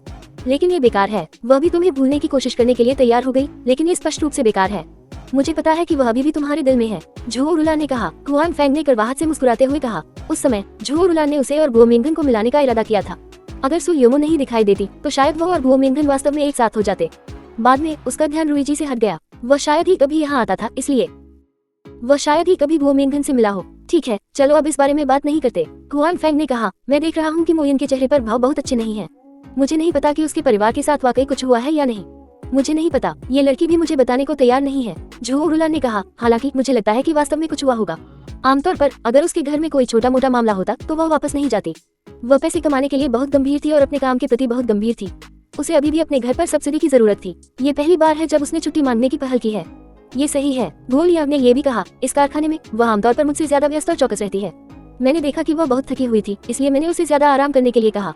वह निच्छुक थी। इस बार उसने छुट्टी मांगने की पहल की। कुछ तो हुआ होगा। हुआन फैंग, तुम जाकर पूछो, झो रुलान ने हुआन फैंग को प्रोत्साहित किया। अगर हम पूछेंगे तो वह लड़की निश्चित रूप से यह नहीं कहेगी। अगर तुम पूछोगे तो उसे यह कहना चाहिए। क्या मेरे पूछने से काम चलेगा? हुआन फैंग ने कुछ संदेह के साथ कहा। झो रुलान और गो मिंगन का रिश्ता भी बहुत करीबी था। अगर वह पूछ भी नहीं सकती थी तो क्या उसके अकेले जाने से काम चलेगा? ये काम करेगा, ये निश्चित रूप से काम करेगा, झो रुलान ने तुरंत कहा। ठीक है, तो मैं जाकर कोशिश करूंगा, हुआन फैंग ने कहा। हालांकि वे एक जोड़े नहीं थे, फिर भी उन्हें दोस्त माना जाता था। हुआन फैंग अभी भी गो मिंगन की स्थिति के बारे में बहुत चिंतित था। जब हुआन फैंग बाहर गया तो गो लियांग ने झो रुलान से कहा, क्या आप अभी भी उनका मैच मेकिंग करना चाहते हैं? क्या यह अच्छा नहीं है? इसमें क्या अच्छा नहीं है? झो रुलान ने कहा। अगर मोयिन को किसी और से प्यार हो जाए तो मैं जाकर उनकी जोड़ी नहीं बनाऊंगी। वह लड़की जिद्दी है, मेरे पास कोई विकल्प नहीं है। जहाँ तक हुआन फैंग की बात है तो उसके पास पहले से ही बहुत सारी महिलाएं हैं। किसी और को स्वीकार करना असंभव नहीं है। ये सच है। गो लियांग ने सिर हिलाया। जिसकी बात कर रहे हैं, पागल लोग वाकई काबिल होते हैं। उसने उन महिलाओं को शांति से रहने के लिए कैसे मजबूर किया? क्या तुम भी इसे आजमाना चाहते हो? झो रुलान की आंखों में खतरनाक चमक चमक उठी जब उसने पूछा। गो लियांग ने तुरंत अपने आसपास के तापमान में कुछ डिग्री की गिरावट महसूस की और जल्दी से कहा, मैं कैसे कर सकता हूँ? एक पागल आदमी एक बदमाश है। मैं आमतौर पर इस तरह के लोगों से सबसे अधिक घृणा करता हूँ। मैं हमेशा एक समर्पित व्यक्ति रहा हूँ। यह अकेले आपके लिए पर्याप्त है। हुआन फैंग मासूमियत से बंदूक को रोकने के लिए बाहर आया। कम से कम तुम्हें पता है कि तुम्हारे लिए क्या अच्छा है। झो रुलान की अभिव्यक्ति थोड़ी बेहतर हो गई। अगर तुमने ऐसा सोचने की हिम्मत की तो मैं तुम्हें नपुंसक बना दूंगा। गो लियांग ने अपनी गर्दन सिकोड़ ली और सूखी हंसी हंसने लगा। मेरी हिम्मत नहीं, मेरी हिम्मत नहीं। गो लियांग अपने दिल में केवल हुआन फैंग से ईर्ष्या कर सकता था। साथ ही वह हुआन फैंग के महिलाओं को जीतने के तरीके की प्रशंसा करता था। उसके पास केवल झोर उलान थी, वह अभी भी इसे संभाल नहीं सका। हुआन फेंग के पास बहुत सारी महिलाएं थी, यह आश्चर्यजनक था कि वे सभी ठीक थी। दूसरी तरफ हुआन फेंग, जो अभी अभी गो लियांग के कार्यालय से निकला था, उसे नहीं पता था कि कार्यालय में 2 लोग उसके बारे में बात कर रहे थे। हुआन फेंग अभी गो लियांग के दफ्तर से बाहर निकला ही था कि उसने गुओ मिंगन को बाहर गलियारे में खड़ा देखा। उसने बाहर देखा और वह अचंभित लग रही थी। क्या हुआ? हुआन फेंग ने पास आकर पूछा। गुओ मिंगन को इस तरह देखकर हुआन फेंग अपने दिल में और भी चिंतित हो गया। क्या गुओ मिंगन के साथ कुछ गड़बड़ है? अगर कुछ है तो क्या तुम मुझे बता सकते हो? नहीं, कुछ नहीं है। गुओ मिंगन, जो अभी अभी अचंभित थी, ने देखा कि हुआन फेंग अचानक उसके बगल में आ गया। उसका चेहरा थोड़ा लाल था और वह थोड़ी शर्मिंदा थी। तुम यहाँ क्यों हो? मुझे लगता है कि आपकी हालत ठीक नहीं है। हुआन फेंग ने कहा, हम दोनों एक दूसरे को काफी समय से जानते हैं, चाहे कुछ भी हो हमें दोस्ती माना जाएगा। अगर आपको किसी चीज की जरूरत हो तो आप मुझे बता सकते हैं, शायद मैं आपकी मदद कर सकूं। दोस्तों, गुओ मिंगन ने खुद से कहा और फिर कहा, बस घर पर कुछ हुआ है, मैं इसे हल कर सकती हूँ। मुझे याद है कि आपका घर पश्चिमी नदी के पास है, ये यहाँ से ज्यादा दूर नहीं है। हुआन फेंग ने कहा, तुम्हें अभी भी याद है? गुओ मिंगन ने खुशी से कहा। इससे पहले उसने हुआन फेंग को केवल इतना बताया था कि उसका घर वेस्ट रिवर में है। उसने कभी नहीं सोचा था कि हुआन फेंग को अभी भी उसकी याद होगी। बेशक मुझे याद है, वेस्ट रिवर एक अच्छी जगह है। मैं सोच रहा था कि कब मेरे पास यात्रा करने का समय होगा। हुआन फेंग ने कहा, हाँ, वेस्ट रिवर में कई मजेदार जगहें हैं। गुओ मिंगन ने कहा, आप कब जा रहे हैं? मैं आपका टूर गाइड बन सकता हूँ। तो ये सौदा हो गया। हुआन फेंग मुस्कुराया। इस समय गुओ मिंगन का फोन बजा। उसने फोन उठाया और नंबर देखा। उसने जल्दी से फोन उठा लिया। माँ, क्या हुआ? गुओ मिंगन ने पूछा। फोन की दूसरी तरफ किसी को नहीं पता था कि उसने क्या कहा था। गुओ मिंगन की अभिव्यक्ति स्पष्ट रूप से कुछ हद तक चिंतित हो गई थी। वे ऐसे कैसे हो सकते हैं? उन्हें लोगों को गिरफ्तार क्यों करना चाहिए? हुआन फेंग ने गुओ मिंगन की चिंता भरी नजरों को देखा और भौहें भी सिकुड़ी। ऐसा लग रहा था कि यह कॉल गुओ मिंगन के इस बार घर आने की वजह से संबंधित थी। माँ, चिंता मत करो। मैंने पहले ही छुट्टी के लिए आवेदन कर दिया है। बाद में कार वापस ले जाना। मेरे वापस जाने का इंतजार करो। उसके बाद वह फिर से फोन पर थी। उसने फोन काटने से पहले थोड़ी देर के लिए अपनी माँ को दिलासा दिया। क्या हुआ? हुआन फेंग ने फिर पूछा। कुछ नहीं, गुओ मिंगन ने कहा, लेकिन हुआन फेंग अभी भी उसकी आंखों के कोने में आंसू देख सकता था। अगर तुम्हें कुछ कहना है तो मुझे बताओ, शायद मैं तुम्हें कुछ सुझाव दे सकूं। हुआन फेंग ने कहा। गुओ मिंगन एक पल के लिए झिझकी। उसे लगा कि हुआन फेंग ने जो कहा वह सही था। वास्तव में वह थोड़ी घबराई हुई थी और उसे समझ नहीं आ रहा था कि क्या करना है। इसलिए गुओ मिंगन ने हुआन फेंग को अपने पारिवारिक मामलों के बारे में बताया। तभी हुआन फेंग को पता चला कि गुओ मिंगन के साथ क्या हुआ था। पता चला कि गुओ मिंगन के छोटे भाई का किसी से झगड़ा हुआ था। गुओ मिंगन का छोटा भाई जूनियर के 3रे साल में था। शुरू में झगड़ा कोई बड़ी बात नहीं थी। हालांकि वह जिस व्यक्ति से गुओ मिंगन के भाई से लड़ रहा था उसका कुछ बैकग्राउंड था। अंत में जब गुओ मिंगन का छोटा भाई स्कूल में था तो यही कारण था कि गुओ मिंगन चिंतित था। इस मामले में मेरे भाई की कोई गलती नहीं है। ये वह बच्चा था जिसने पहला कदम उठाया। मेरा भाई केवल निष्क्रिय रूप से प्रतिशोध ले रहा था। गुओ मिंगन ने कहा, शुरू में मैंने सोचा कि अगर हम दूसरे पक्ष को कुछ चिकित्सा शुल्क के साथ मुआवजा देते हैं तो ये ठीक रहेगा। हम सही हैं। मुझे उम्मीद नहीं थी कि दूसरा पक्ष वास्तव में मेरे भाई को गिरफ्तार करेगा। यही कारण था कि गुओ मिंगन चिंतित था। 1916 और गुओ मिंग चलो साथ चलते हैं। एक हुआन फेंग ने अपनी समझ दिखाने के लिए सिर हिलाया। वास्तव में इस मामले को समझना मुश्किल नहीं था। गुओ मिंग घरी का परिवार गरीब था। इसे एक साधारण परिवार या एक मुश्किल परिवार भी कहा जा सकता है। जिस बच्चे का उसके भाई से झगड़ा हुआ था उसके परिवार की कुछ पृष्ठभूमि जरूर थी। इस तरह शुरुआत में चाहे कोई भी सही हो, लेकिन अंत में जो नुकसान में होगा वह गुओ मिंग घरन का भाई होगा। क्या आपके परिवार ने किसी की तलाश की है? हुआन फेंग ने पूछा। ऐसी स्थिति का सामना करने पर वह निश्चित रूप से किसी को मदद के लिए ढूंढ लेगा। हाँ, गुओ मिंग ने कहा, लेकिन मेरे परिवार में जिन लोगों को मैं जानता हूँ वे महत्वपूर्ण लोग नहीं है। ये बेकार है। मुझे बस डर है कि लिटिल योंग अंदर ही अंदर तकलीफ उठाएगा। गुओ मिंगन जिस छोटे योंग के बारे में बात कर रही थी वह उसका भाई होना चाहिए। गुओ मिंगन के चिंतित भाव से ये देखा जा सकता था कि वह अपने भाई के बारे में बहुत चिंतित थी। दरअसल हुआन फेंग को ये पहले से पता था। पहले जब गुओ मिंगन अपने छोटे भाई के बारे में बात करती थी तो उसके चेहरे पर खुशी और स्नेह भरा भाव होता था। और पहले काम करके जो पैसे कमाती थी, बुनियादी जीवन यापन के खर्चों के अलावा, वे सब उसके भाई के स्कूल के इस्तेमाल के लिए घर भेज दिए जाते थे। अब जबकि उसके भाई के साथ कुछ घटित हो चुका था, यदि वह इतनी चिंतित होती तो वह तुरंत ऐसा कर सकती थी। चिंता मत करो, कुछ नहीं होगा। हुआन फेंग ने उसे दिलासा दिया। लेकिन मुझे डर है कि योंग को कुछ हो जाएगा। मैंने अपनी माँ से सुना है कि बच्चे के परिवार की वहाँ खराब प्रतिष्ठा है। गुओ मिंगन के चेहरे पर अभी भी चिंता की लकीरें थी। नहीं, मुझे जल्दी वापस जाना है। मैं तुम्हारे साथ चलूंगा। हुआन फेंग ने कुछ देर सोचा और कहा, जब समय आएगा हम एक दूसरे का ख्याल रख सकते हैं। गुओ मिंगन ने अभी जो कहा उसे सुनने के बाद हुआन फेंग को भी पता चल गया कि गुओ मिंगन के परिवार की कोई पृष्ठभूमि नहीं है और दूसरा पक्ष स्पष्ट रूप से बदला लेना चाहता था। ऐसी परिस्थितियों में भले ही गुओ मिंगन अकेले वापस चली जाए, वह ज्यादा मदद नहीं कर पाएगी। आखिरकार उसके कनेक्शन वहाँ नहीं थे। हालांकि वहाँ भी उसका कोई कनेक्शन नहीं था, लेकिन वह बहुत से अमीर बच्चों को जानता था। अपनी पहचान के अलावा वह अभी भी कुछ मदद कर सकता था। तुम्हें परेशान करने की कोई जरूरत नहीं है। गुओ मिंगन ये सुनकर बहुत खुश हुई कि हुआन फेंग उसकी मदद करने को तैयार है। हालांकि वह अपने पारिवारिक मामलों को लेकर हुआन फेंग को परेशान नहीं करना चाहती थी। ठीक है, यह इतना भी परेशानी भरा नहीं है। हुआन फेंग ने मुस्कुराते हुए कहा, वैसे भी मैं पहले वेस्ट रिवर जाना चाहता था। अगर यह मामला आसानी से सुलझ जाता है तो मैं वहाँ टहल सकता हूँ। आप मेरे टूर गाइड बन सकते हैं। हालांकि वे करीबी प्रेमी नहीं थे, वे गुओ मिंगन के करीब नहीं थे। लेकिन वे दोनों अभी भी दोस्त थे। उस समय भी वे लगभग एक साथ हो गए थे। भले ही यह एक साधारण दोस्त हो जो कठिनाइयों का सामना करता हो, हुआन फेंग बेकार नहीं बैठेगा और कुछ नहीं करेगा। गुओ मिंगन का तो जिक्र ही नहीं। गुओ मिंगन ने हुआन फेंग की जिद देखी और एक पल के लिए हिचकिचाते हुए कहा, ठीक है, मुझे आपको परेशान करना होगा। गुओ मिंगन के दिल में हुआन फेंग निश्चित रूप से एक सक्षम व्यक्ति था। वह उसके विपरीत बहुत से लोगों को जानता था। वह ऐसी पृष्ठभूमि वाले किसी व्यक्ति को नहीं जानती थी, इसलिए अगर हुआन फेंग उसके साथ जाता तो यह निश्चित रूप से एक अच्छी बात होती। इससे पहले भले ही उसने व्यक्तिगत रूप से वापस जाने का फैसला किया था, गुओ मिंगन का दिल अभी भी असमंजस की स्थिति में था। वह एक लड़की थी और उसका व्यक्तित्व कमजोर था। भले ही वह वापस चली गई हो, वास्तव में उसे नहीं पता था कि इसे कैसे निपटना है।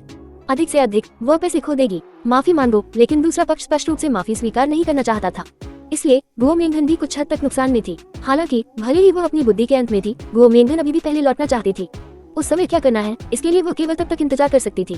और अब हुआन फेंग के साथ उसके पीछे पीछे गुओ मिंगन का दिल ऐसा लग रहा था जैसे उसके पास सहारे का एक स्तंभ है और उसका दिल बहुत ज्यादा सुकून महसूस कर रहा था। बेशक उसे ये भी उम्मीद थी कि हुआन फेंग मदद कर सकता है। हालांकि वह उसे परेशान करने से डरती थी, इसलिए उसने पहले हुआन फेंग को इसके बारे में नहीं बताया। अब जबकि हुआन फेंग ने इसके बारे में बताने की पहल की थी, गुओ मिंगन अपने दिल में बहुत खुश थी। क्या परेशानी है? हुआन फेंग ने मुस्कुराते हुए कहा, मैंने पहले ही कहा था कि मैं छुट्टी पर जा रहा हूँ। संयोग से मैं तुम्हारे घर जा रहा हूँ। जब समय आएगा तो मेरी मदद करो और तुम मुफ्त में मेरे टूर गाइड बन सकते हो। हम एक दूसरे की मदद करने वाले माने जा सकते हैं। हुआन फेंग नहीं चाहता था कि गुओ मिंगन अपने दिल में बहुत दबाव महसूस करे और महसूस करे कि वह उस पर एहसानमंद है, इसलिए उसने मुस्कुराते हुए यात्रा का बहाना बनाया। गुओ मिंगन ने कृतज्ञतापूर्वक मुस्कुराया और कुछ और नहीं कहा। हालांकि उसके दिल में वह हुआन फेंग के अच्छे इरादों को समझ गई थी। गुओ मिंगन ने पहले ही घर के लिए हवाई जहाज का टिकट खरीद लिया था, लेकिन हुआन फेंग ने अभी तक ऐसा नहीं किया था। हालांकि यह उसके लिए कोई मुश्किल बात नहीं थी। राष्ट्रीय सुरक्षा एजेंसी के सदस्य के रूप में उसकी पहचान बिल्कुल भी समस्या नहीं थी। यह उल्लेख करने की आवश्यकता नहीं है कि उसके पास अभी भी टिकट थे। भले ही उसके पास कोई टिकट न हो, हुआन फेंग के लिए इस विमान में चढ़ना कोई समस्या नहीं होगी। जब हुआन फेंग और गुओ मिंगन हवाई अड्डे पर पहुंचे तो उसने सु युमो को फोन किया और उसे बताया उसे वेस्ट रिवर जाने के लिए कुछ दिनों की आवश्यकता हो सकती है। सु युमो ने विस्तार से नहीं पूछा और केवल हुआन फेंग को सावधान रहने के लिए कहा। आपकी गर्लफ्रेंड? गुओ मिंगन ने हुआन फेंग को फोन रखते देखा और पूछा, उसे उसकी किसी गर्लफ्रेंड के बारे में बात करनी चाहिए। हुआन फेंग ने कहा, उसने झो रुलान से सीखा था कि गुओ मिंगन के मन में अभी भी उसके बारे में कुछ विचार हैं। हुआन फेंग गुओ मिंगन के चेहरे पर कोई दिखावा नहीं करना चाहता था। वह बस इतना चाहता था कि गुओ मिंगन उसे पहचान ले। इस तरह गुओ मिंगन उसके बारे में सोचना बंद कर देगा। इसके अलावा गुओ लियांग और झो रुलान को उसकी कुछ महिलाओं के साथ होने के मामले के बारे में पता था। संभवतः गुओ मिंगन को भी इसके बारे में पता था। अब जब हुआन फेंग ने ये कहा तो ये केवल गुओ मिंगन के लिए एक अनुस्मारक था। गुओ मिंगन का चेहरा थोड़ा रुक गया और उसने कहा, तुम बहुत खुश हो।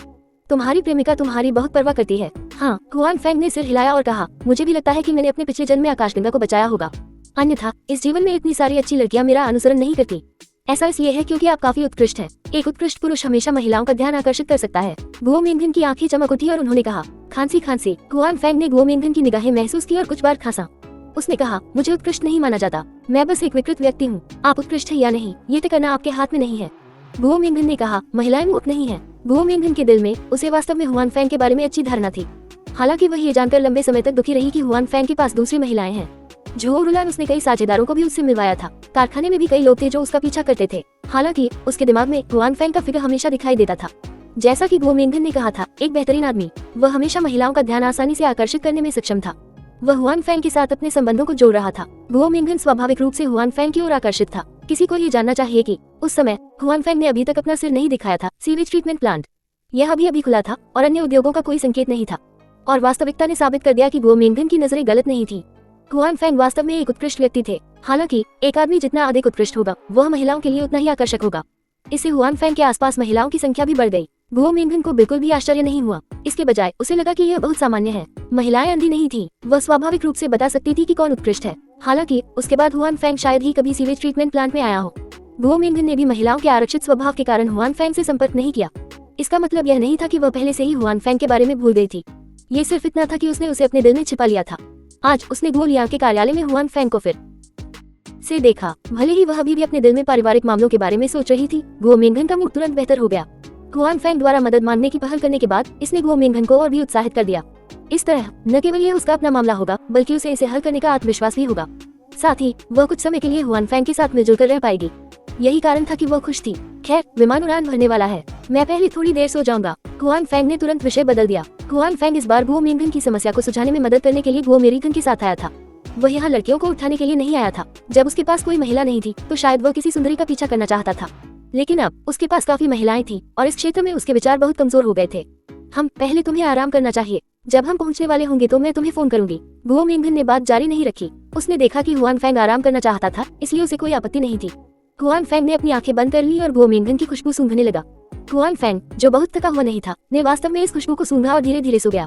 गुओ मिंगन ने आराम नहीं किया। उसने अपने बगल में हुआन फैंग के चेहरे को देखा। वह एक पल के लिए सोच में खो गई। हुआन फैंग को इतने करीब से देखने के कई अवसर नहीं थे। हुआन फैंग की सांसें धीरे धीरे शांत होती देख ये स्पष्ट था कि वह पहले ही सो चुका था। गुओ मिंगन भी ये देखते हुए और भी मंत्रमुग्ध हो गई। हुआन फैंग बहुत आराम से और बहुत अच्छी तरह से सोया। जब विमान उतरने वाला था तभी गुओ मिंगन ने उसे आवाज लगाई और वह जाग गया। हम यहाँ हैं। हुआन फैंग ने खिड़की से बाहर देखा और जमीन के पास पहुँचते हुए कहा। हम यहाँ हैं। हुआन फैंग ने खिड़की से बाहर देखा और जमीन के पास पहुँचते हुए कहा। हाँ, हम उतरने वाले हैं। हाँ, गुओ मिंगन ने कहा। मैं बहुत अच्छी तरह से सोया। हुआन फैंग ने हाथ फैलाया और कहा, क्या आप पहले आराम करने के लिए कोई जगह ढूंढना चाहते हैं? गुओ मिंगन ने पूछा। कोई जरूरत नहीं, चलो सीधे तुम्हारे घर चलते हैं। असल में अगर वह कुछ दिन लगातार न भी सोए तो भी वह सो नहीं पाएगा। इससे उसके शरीर पर ज्यादा असर नहीं पड़ेगा। सोना बस एक आदत थी, या इसे आराम करने के तरीके के रूप में इस्तेमाल किया जा सकता था। ठीक है। गुओ मिंगन भी पारिवारिक मामलों को लेकर चिंतित थी और स्वाभाविक रूप से उसने कोई आपत्ति नहीं की। विमान से उतरने के बाद वे दोनों बस से सीधे गुओ मिंगन के घर पहुंचे। गुओ मिंगन का घर इस शहर में नहीं था। उनके शहर में विमान नहीं था। वे पहले वहां पहुंच सकते थे और फिर बस ले सकते थे। इस बारे में गुओ मिंगन ने हुआन फैंग से माफी मांगी। हुआन फैंग को इससे कोई परेशानी नहीं थी। ऐसा नहीं था कि वह पहले कभी बस में नहीं बैठा था। जब वह अपने पहले और दूसरे साल में था तो वह हमेशा घर जाते समय बस में ही बैठता था। अब जब वह फिर से बस में बैठा तो ऐसा कुछ भी नहीं था जिसकी उसे आदत नहीं थी। 1917 आ गया शून्य बस विमान जितनी आरामदायक नहीं थी। रास्ते में ये हिल रही थी, खासतौर पर गुओ मिंगन की परिवार की काउंटी में प्रवेश करने के बाद। गंदगी वाली सड़क उबड़ खाबड़ थी और इससे लोगों को असहज महसूस हो रहा था। वे दोनों काउंटी में बस से उतर गए। उसके बाद उन्होंने एक तिपहिया साइकिल ली और गुओ मिंगन के घर की ओर चल पड़े। गुओ मिंगन को हुआन फैंग के लिए बहुत दुख हुआ। आखिरकार उसकी राय में हुआन फैंग की वर्तमान स्थिति और ये तथ्य कि वह ऐसी चीज पर बैठा था पूरी तरह से एक पीड़ा थी। इससे उसे अपने दिल में बहुत दुख हुआ। हुआन फैंग को कोई और एहसास नहीं था। भले ही कार हिल रही थी, वह अपना संतुलन बनाए रख सकता था और बहुत असहज महसूस नहीं कर रहा था। हालांकि जैसे जैसे कार के बाहर का माहौल और अधिक वीरान होता गया, हुआन फैंग को धीरे धीरे गुओ मिंगन के घर की स्थिति का एहसास हुआ। ये वास्तव में बहुत अच्छा नहीं था। मैं 2 साल से ज्यादा समय से वापस नहीं आया हूँ। यहाँ की सड़क अभी भी वैसी ही है। गुओ मिंगन ने बाहर की धूल भरी गंदगी भरी सड़क को देखते हुए कहा। गुओ मिंगन के घर न जाने का कारण हुआन फैंग के पिछले कारण से अलग था। हुआन फैंग पहले घर नहीं जाना चाहता था क्योंकि उसे लगता था कि उसका जीवन अच्छा नहीं है। उसके पास घर जाने का चेहरा नहीं था, लेकिन गुओ मिंगन अलग थी। वह पैसे बचाना चाहती थी। आखिरकार आगे पीछे जाने में बहुत पैसा खर्च होगा। इसके अलावा यह उसके काम में देरी करेगा। इसलिए इन 2 वर्षों में गुओ मिंगन उसने जो भी पैसा कमाया था उसे वापस भेज दिया था। हालांकि वह 2 साल से अधिक समय से वापस नहीं आई थी। इस बार वह एक नजर डालने के लिए वापस आए। उसका गृहनगर बहुत ज्यादा नहीं बदला था। जियान प्रांत की तुलना में उसका गृहनगर बहुत ज्यादा नहीं बदला था। बेशक गुओ मिंगन का अपने गृहनगर को नापसंद करने का कोई इरादा नहीं था। ये सिर्फ इतना था कि जब उसने अपने माता पिता को देखा तो उसके गृहनगर के लोग हमेशा ऐसे माहौल में रहते थे। ये बस थोड़ा भावुक था। ये हमारे गृहनगर जैसा ही है। हुआन फैंग ने कहा। क्या तुम्हारा परिवार भी देहात से है? गुओ मिंगन ने उत्सुकता से पूछा। पहले वह वास्तव में नहीं जानती थी कि हुआन फैंग का परिवार भी देहात से था। हाँ, हुआन फैंग मुस्कुराया और कहा, इसलिए जब मैं यहाँ का वातावरण देखता हूँ तो मुझे अपनेपन का एहसास होता है। दरअसल हुआन फैंग का गृहनगर यहाँ के माहौल से मिलता जुलता था, इसलिए उन्हें कोई असहजता महसूस नहीं हुई। इसके बजाय उन्हें अपनेपन का एहसास हुआ। बेशक हुआन फैंग को यह भी पता चला कि गुओ मिंगन का घर उनके गृहनगर से भी गरीब था। जब गुओ मिंगन ने सुना कि हुआन फैंग भी देहात से है तो उसके दिल में अपनेपन का एहसास हुआ। उसे ये भी लगा कि इस वजह से उनका रिश्ता और भी गहरा हो गया है। तिपहिया वाहन से वे दोनों गुओ मिंगन के घर के सामने पहुंचे। यह एक 3 मंजिला इमारत थी। वहाँ कुछ जगहों के स्पष्ट संकेत थे जिनकी अभी मरम्मत की गई थी। इसकी मरम्मत हाल ही में हुई होनी चाहिए थी। पापा, माँ, मैं वापस आ गई हूँ। ट्राइसाइकिल से उतरते ही गुओ मिंगन ने अधीरता से चिल्लाया। साथ ही वह घर जाने के लिए भी बेचैन थी। वह हुआन फैंग के बारे में भूल गई थी। हुआन फैंग को कोई आपत्ति नहीं हुई। वह कार से बाहर निकला और अंदर चला गया। इस समय कई पड़ोसी भी अपने अपने घरों के प्रवेश द्वार पर खड़े होकर देख रहे थे। जब उन्होंने हुआन फैंग को गुओ मिंगन का पीछा करते देखा तो उन्होंने इशारा करके कुछ बात की। किसी को नहीं पता था कि वे किस बारे में बात कर रहे थे। बेटी, तुम आखिरकार वापस आ ही गई। जल्दी से कुछ सोचो, अपने भाई को बचाओ। कमरे के अंदर से एक रोती हुई आवाज आई। हुआन फैंग के कमरे में दाखिल होने के बाद उसने एक महिला को भी देखा जो जाहिर तौर पर बड़ी थी। वह गुओ मिंगन का हाथ पकड़कर रो रही थी। मोरन, चिंता मत करो, मैं अपने भाई को बचाने का कोई रास्ता खोज लूंगा। गुओ मिंगन ने जल्दी से उसे दिलासा दिया। जब उसने अपनी माँ को रोते देखा तो उसकी आंखें भी लाल हो गईं। ऐसा लग रहा था कि यह महिला गुओ मिंगन की माँ होनी चाहिए और जो व्यक्ति सिर झुकाकर सिगरेट पी रहा था वह गुओ मिंगन का पिता होना चाहिए। ये है। इस समय गुओ मिंगन की माँ ने भी ध्यान दिया। हुआन फैंग, जो गुओ मिंगन के पीछे पीछे अंदर आया था, हुआन फैंग को कुछ संदेह के साथ देखा। उसे नहीं पता था कि वह कौन था। जाहिर है गुओ मिंगन की माँ को फिल्में देखना पसंद नहीं था। वह मनोरंजन उद्योग के मामलों पर भी ज्यादा ध्यान नहीं देती थी। वह एक गांव से थी। वह आमतौर पर बेकार चीजों पर ज्यादा ध्यान नहीं देती थी, इसलिए उसने हुआन फैंग को नहीं पहचाना। गुओ मिंगन को आखिरकार एहसास हुआ कि वह अकेली वापस नहीं आई है। वह हुआन फैंग के साथ यहाँ आई थी। वह भी बहुत चिंतित थी और हुआन फैंग के बारे में भूल गई थी। गुओ मिंगन ने शर्मिंदगी से हुआन फेंग को देखा और फिर अपने माता पिता से कहा, वह मेरा दोस्त हुआन फेंग है। फिर उसने हुआन फेंग से कहा, हुआन फेंग, ये मेरे माता पिता हैं। चाचा चाची नमस्ते, हुआन फेंग ने कहा। नमस्ते, गुओ मिंगन के माता पिता ने उत्तर दिया। गुओ मिंगन की माँ, उसकी आंखें अभी भी हुआन फेंग को देख रही थी। हालांकि क्योंकि वह अपने बेटे के बारे में चिंतित थी, उसने हुआन फेंग पर ज्यादा ध्यान नहीं दिया। इसके बजाय उसने एक बार फिर अपनी बेटी को देखा। मोयिन, तुम्हें जल्दी से कोई रास्ता सोचना होगा। तुम्हारा भाई अभी बहुत छोटा है, अगर उसे फिर से पीटा गया तो क्या होगा? गुओ मिंगन की माँ ने चिंतित होकर कहा। मेरी बेटी अभी वापस आई है, पहले उसे बैठने दो, गुओ मिंगन के पिता ने गहरी आवाज में कहा। फिर हुआन फेंग की ओर देखा और कहा, गोल्डी तुम भी बैठो। हुआन फेंग तुम बैठो, गुओ मिंगन ने हुआन फेंग से भी कहा। हाँ, हुआन फेंग ने सिर हिलाया और कहा। गुओ मिंगन के बैठने के बाद उसने अपनी माँ से कहा, माँ अब स्थिति क्या है, मुझे साफ साफ बताओ। इससे पहले फोन पर उसने यह बात बहुत स्पष्ट रूप से नहीं कही थी। इसके अलावा गुओ मिंगन की माँ पहले बहुत चिंतित थी, इसलिए गुओ मिंगन को डर था कि उसने कुछ अनदेखा कर दिया है। इसलिए गुओ मिंगन की माँ ने एक बार फिर पूरी स्थिति बताई। गुओ मिंगन के छोटे भाई गुओ योंग की इस साल की 3री तारीख थी। मिडिल स्कूल की परीक्षा से पहले अभी भी कुछ महीने बाकी थे। गुओ योंग के ग्रेड बहुत अच्छे थे और परिवार को उससे बहुत उम्मीदें थी। इसलिए जब वह जूनियर हाई स्कूल में था तब वह शहर में था, इसलिए उसकी ट्यूशन फीस स्वाभाविक रूप से अधिक थी। वह आमतौर पर अन्य चीजों पर बहुत पैसा खर्च करता था। यही वजह थी कि उसे गुओ मिंगन की मदद की जरूरत थी। इस बारे में गुओ मिंगन को कोई आपत्ति नहीं थी। उसे ये भी उम्मीद थी कि उसका भाई भविष्य में किसी अच्छे विश्वविद्यालय में प्रवेश पा सकेगा। अपनी बड़ी बहन की तुलना में वह अधिक होनहार था, इसलिए भले ही वह उसकी थी, उसका जीवन अच्छा नहीं था, उसने फिर भी पैसे किफायती तरीके से घर भेजे। और यह मामला गुओ योंग की अच्छी पढ़ाई से भी जुड़ा था। गुओ योंग की पढ़ाई बहुत अच्छी थी, इसलिए स्वाभाविक रूप से कक्षा में कोई सहपाठी होगा जो उससे सवाल पूछेगा। उनमें एक बहुत ही खूबसूरत युवा लड़की थी जो पढ़ने की तरह लग रही थी। इसलिए चूंकि मिडिल स्कूल की परीक्षा शुरू होने वाली थी, इसलिए गुओ योंग से सवाल पूछने की संख्या स्वाभाविक रूप से बढ़ गई। थोड़ी देर बाद वे दोनों एक दूसरे को और बेहतर तरीके से जानने लगे। शुरू में यह कोई बड़ी बात नहीं थी, सहपाठियों के बीच एक दूसरे की मदद करना ही सही था। गुओ योंग ने इसे दिल पर नहीं लिया। कौन जानता था कि उसी वर्ष का एक सहपाठी था जो इस छोटी लड़की को पसंद करता था। अंत में वह केवल कुछ सहपाठियों को अपने साथ लाया और गुओ योंग को धमकाया। उसने उससे कहा कि वह उस छोटी लड़की के बहुत करीब न जाए। गुओ योंग को लगा कि उसके साथ अन्याय हुआ है। उसके मन में कोई और विचार नहीं था। अभी वह बस मेहनत से पढ़ाई करना चाहता था और अपने परिवार की उम्मीदों पर पानी नहीं फेरना चाहता था। इसके अलावा वह एक किशोर भी था, इसलिए उसे उकसाया गया। उसने एक चाल चली, लेकिन अंत में कुछ लोग जो उसके लिए परेशानी का कारण बने। वास्तव में ऐसे लोग थे जो उसके द्वारा घायल हुए थे, जिनमें नेता भी शामिल थे। बेशक गुओ योंग खुद भी घायल हो गया था। स्कूल को इस मामले के बारे में पता चल गया था और ऐसा लग रहा था कि मिडिल स्कूल की परीक्षा शुरू होने वाली है। स्कूल ने उन दोनों को कड़ी सजा नहीं दी, उन्होंने उन्हें केवल चेतावनी दी। शुरू में सभी ने सोचा कि यह मामला ऐसे ही खत्म हो जाएगा। कौन जानता था कि जिस छात्र ने गुओ योंग को परेशान किया था वह वास्तव में गुओ योंग को इतनी आसानी से जाने नहीं देगा।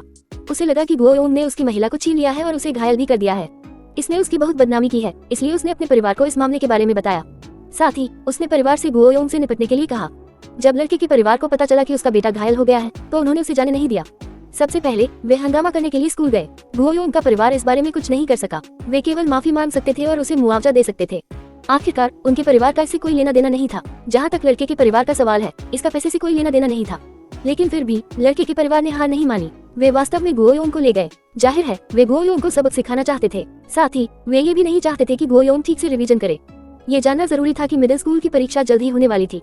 यह एक महत्वपूर्ण क्षण था। अगर गुओ योंग ने आराम से पढ़ाई नहीं की तो इसका असर उसकी मिडिल स्कूल की परीक्षा पर पड़ सकता था। अगर ऐसा हुआ तो इसका असर उसके पूरे जीवन पर भी पड़ सकता था।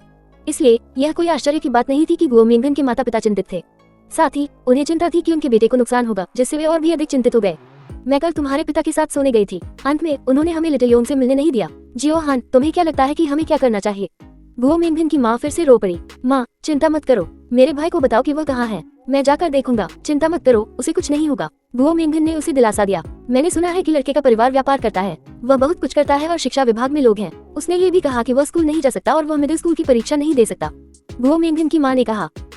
जब उसने बोलना समाप्त किया तो उसके आंसू और भी अधिक खुलकर बहने लगे। गुओ योंग को परिवार की उम्मीद कहा जा सकता है। परिवार में सभी ने उसे उम्मीदें लगाई थी और उसने निराश नहीं किया। अगर वह वाकई स्कूल नहीं जा पाया तो ये परिवार और खुद गुओ योंग दोनों के लिए बहुत बड़ा झटका होगा। वे ऐसा कैसे कर सकते हैं? ये बहुत ज्यादा है, गुओ मिंगन ने गुस्से से कहा। हालांकि वह अपने दिल में जानती थी कि इस तरह की बात होना असंभव नहीं था, खासकर कुछ सालों तक बाहर काम करने के बाद।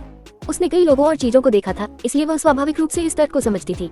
मैं सबसे पहले लिटिल योंग से मिलूंगा, गुओ मिंगन ने कहा। क्या वे तुम्हें उन्हें देखने देंगे? गुओ मिंगन की माँ ने चिंतित होकर पूछा। चिंता मत करो आंटी, वे निश्चित रूप से ऐसा करने में सक्षम होंगे, हुआन फेंग ने कहा। ओह ओह, तो तुम लोग जल्दी से जाओ और देखो कि लिटिल योंग कैसा कर रहा है, गुओ मिंगन की माँ ने कहा। बच्चा अभी घर आया है, जाने से पहले बच्चे को थोड़ा आराम करने दो, गुओ मिंगन के पिता ने कहा। गुओ मिंगन ने हुआन फेंग को देखा। हुआन फेंग ने अपना सिर हिलाया और गुओ मिंगन ने कहा, हम थके नहीं हैं, चलो पहले छोटे भाई को देखते हैं, बाद में लौटने पर हम आराम करेंगे। ऐसा कहने के बाद वह और हुआन फेंग ये देखने के लिए फिर से बाहर गए कि उसका भाई कैसा है।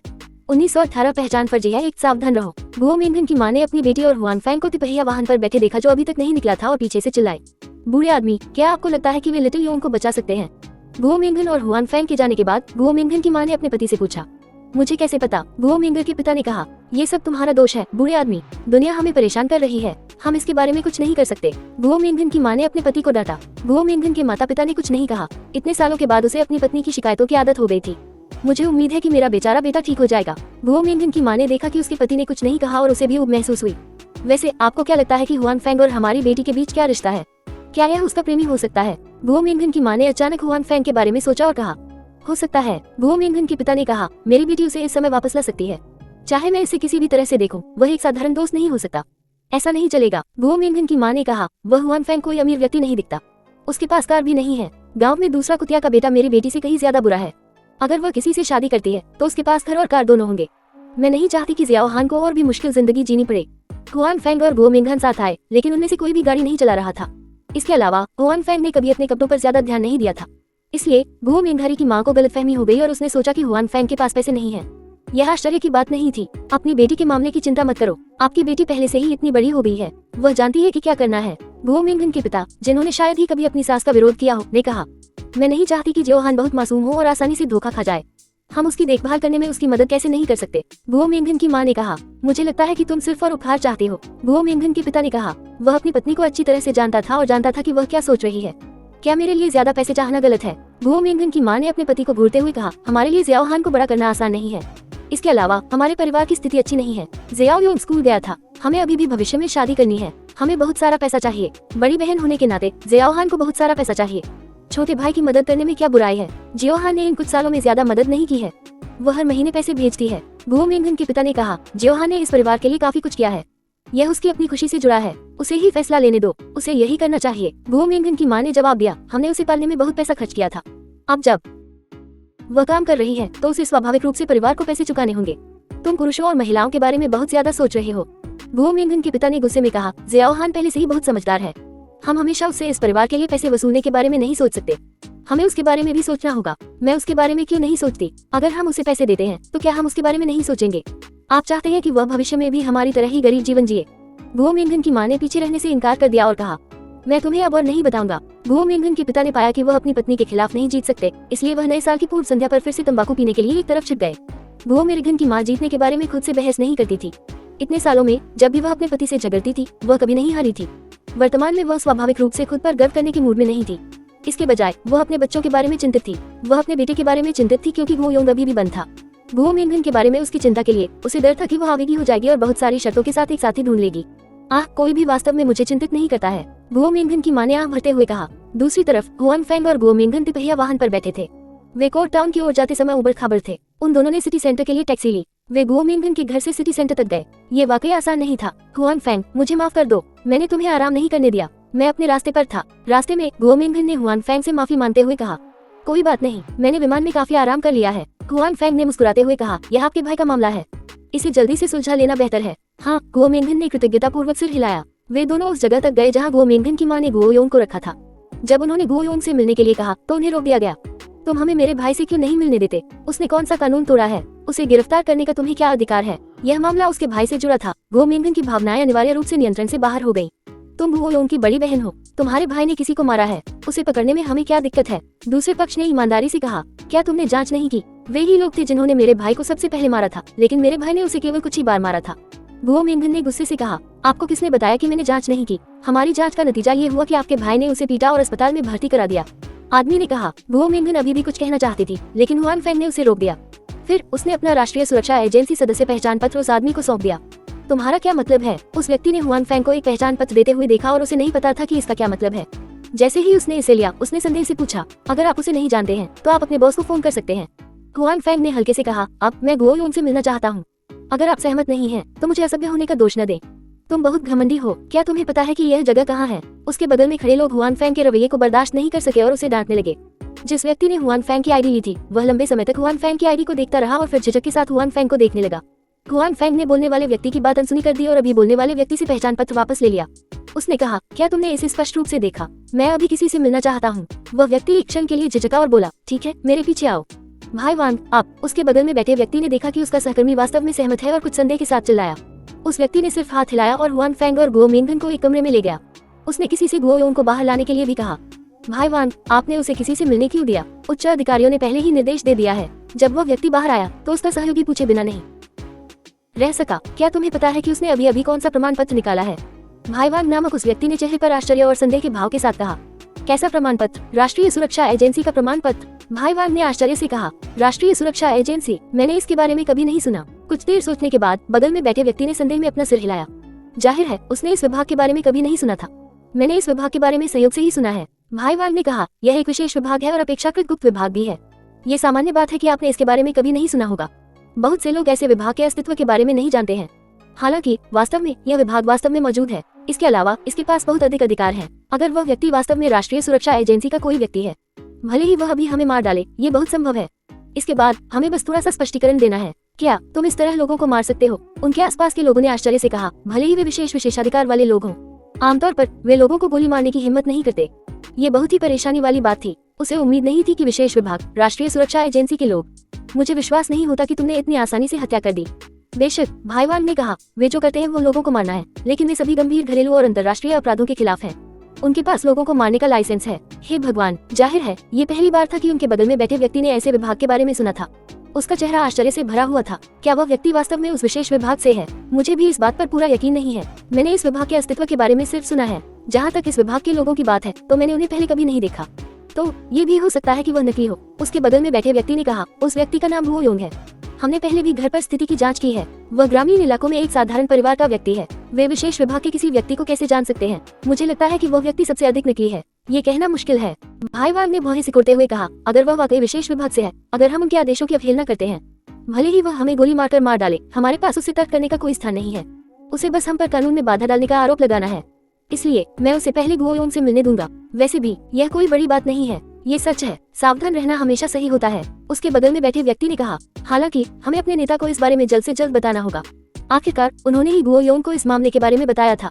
अब जब कुछ अप्रत्याशित हुआ है तो बेहतर है कि उन्हें जल्द से जल्द सूचित किया जाए, भाई वांग ने कहा। भाई वांग का विचार बहुत अच्छा था। उन्होंने हुआन फैंग से कहा कि वह पहले गुओ योंग से मिले।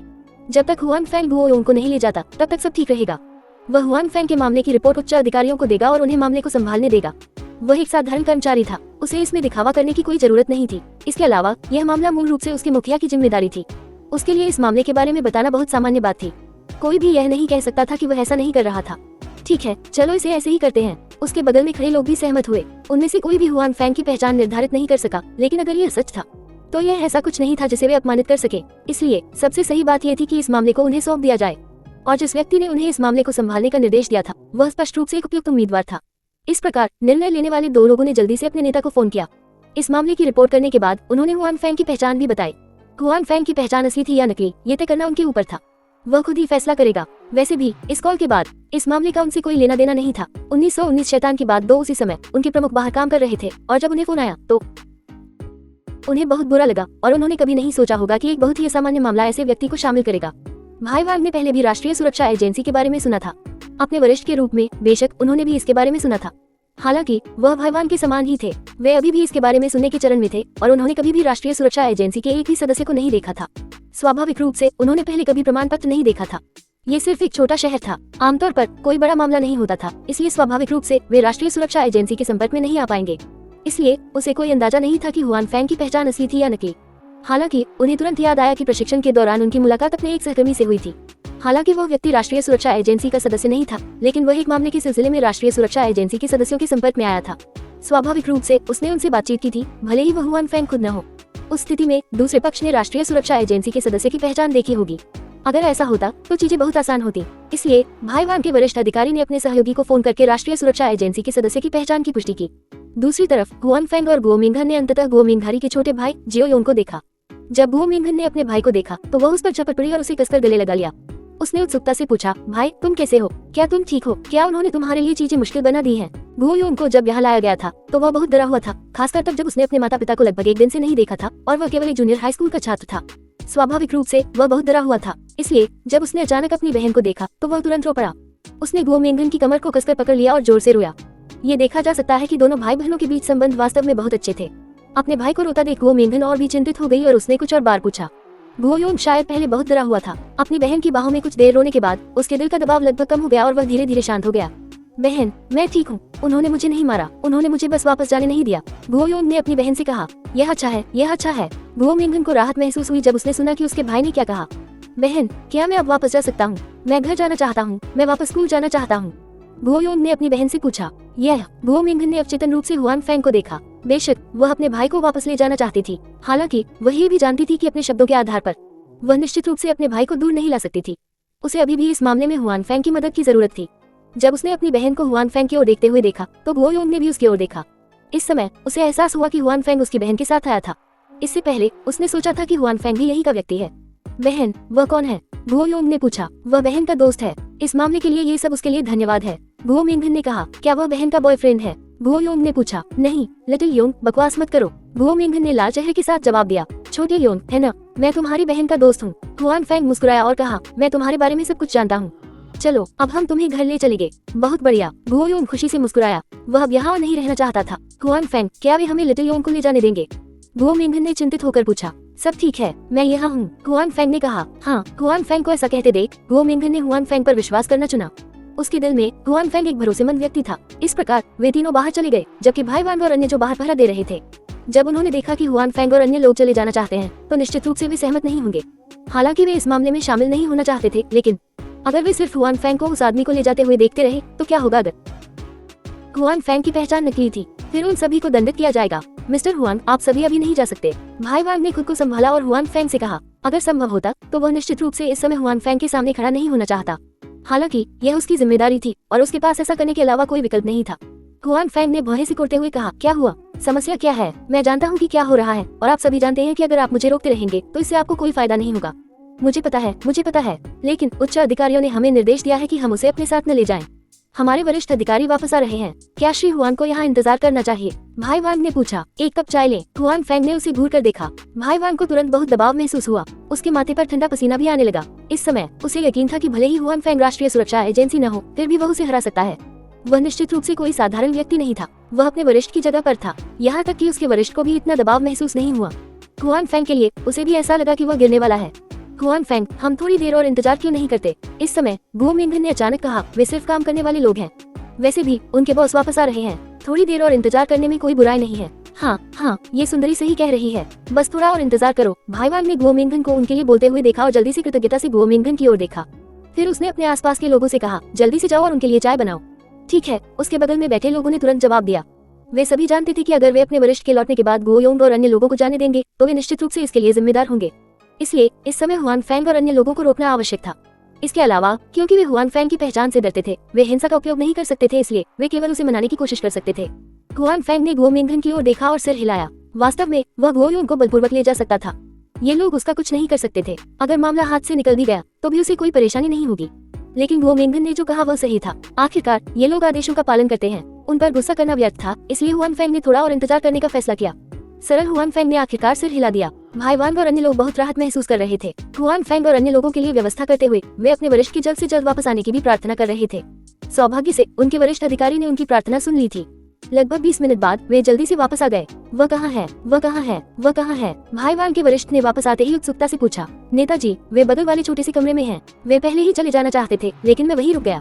भाई वांग ने कहा, तुमने उसके साथ कुछ नहीं किया है न? भाई वांग के वरिष्ठ ने सावधानी पूर्वक पूछा। नहीं, उनसे बात करना आसान है। भाई वांग ने जल्दी से कहा। उसने भी अपने वरिष्ठ के रवैये में कुछ नोटिस किया। यह अच्छा है। भाई वांग के वरिष्ठ ने राहत की सांस ली। नेता, वह वास्तव में? भाई वांग ने धीमी आवाज में पूछा। हालांकि भाई वांग ने अपने वरिष्ठ के प्रदर्शन से कुछ अनुमान लगाया था, फिर भी वह इसकी पुष्टि करना चाहता था। हाँ, भाई वांग के वरिष्ठ ने सिर हिलाया और कहा, वापस आते समय मैंने अपने दोस्त से पूछा। प्रमाण पत्र के विवरण के अनुसार मेरे दोस्त ने कहा कि यह सच हो सकता है। कोई आश्चर्य नहीं, भाई वांग ने कहा। मुझे उससे बहुत दबाव महसूस हो रहा है और हत्या की मंशा भी। जब मैंने उसे पहले जाने नहीं दिया तो उसने मेरी तरफ ऐसे देखा जैसे वह किसी मरे हुए आदमी को देख रहा हो। ये बहुत डरावना है। वह नाराज नहीं है न? भाई वांग के वरिष्ठ ने कहा। उनके जैसे छोटे व्यक्ति राष्ट्रीय सुरक्षा एजेंसी के लोगों को नाराज करने का जोखिम नहीं उठा सकते। वे लोग सीधे स्वर्ग जा सकते थे और उनके पास बहुत अधिकार थे। नहीं, भाई वांग ने कहा। यह अच्छी बात है। भाई वांग के वरिष्ठ ने अपने कपड़े ठीक किए, फिर उस छोटे से कमरे की ओर चले गए जहाँ हुआन फैंग और अन्य लोग थे। अपने वरिष्ठ को अंदर जाते देख भाई वांग और अन्य लोगों ने राहत की सांस ली और कहा, सौभाग्य से हमने पहले हिंसा का प्रयोग नहीं किया। अन्यथा हम मुसीबत में पड़ जाते। बिल्कुल, हमारे बॉस को इतना सावधान देखकर निश्चित रूप से वह ऐसे व्यक्ति नहीं है जिन्हें हम नाराज कर सके, उनके बगल में बैठे व्यक्ति ने कहा। ये दाफू ने इस बार वाकई बहुत बड़ी गलती की है। उसने राष्ट्रीय सुरक्षा एजेंसी के लोगों को भी ढूंढ निकाला है। इस बार वह वाकई बदकिस्मत है। ठीक है, पहले उसने देखा कि वे देहात से हैं और उनकी कोई पृष्ठभूमि नहीं है। उसने इस मामले को जाने देने से इनकार कर दिया। अब सब कुछ ठीक था। दूसरे पक्ष को एक शक्तिशाली व्यक्ति मिल गया है। अगर उसके पास कोई संकेत है तो अगर वह माफी मांगने की पहल करता तो यह मामला अभी भी ऐसे ही सुलझ सकता था।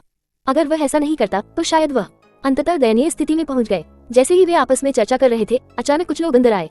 सबसे आगे वाले व्यक्ति ने धूप का चश्मा पहना हुआ था और उसके चेहरे पर अहंकार भरा भाव था। उसके बगल में एक किशोर बच्चा बैठा था। जब भाई वांग ने इन लोगों को देखा तो उसने अपने बगल में खड़े लोगों की ओर देखा।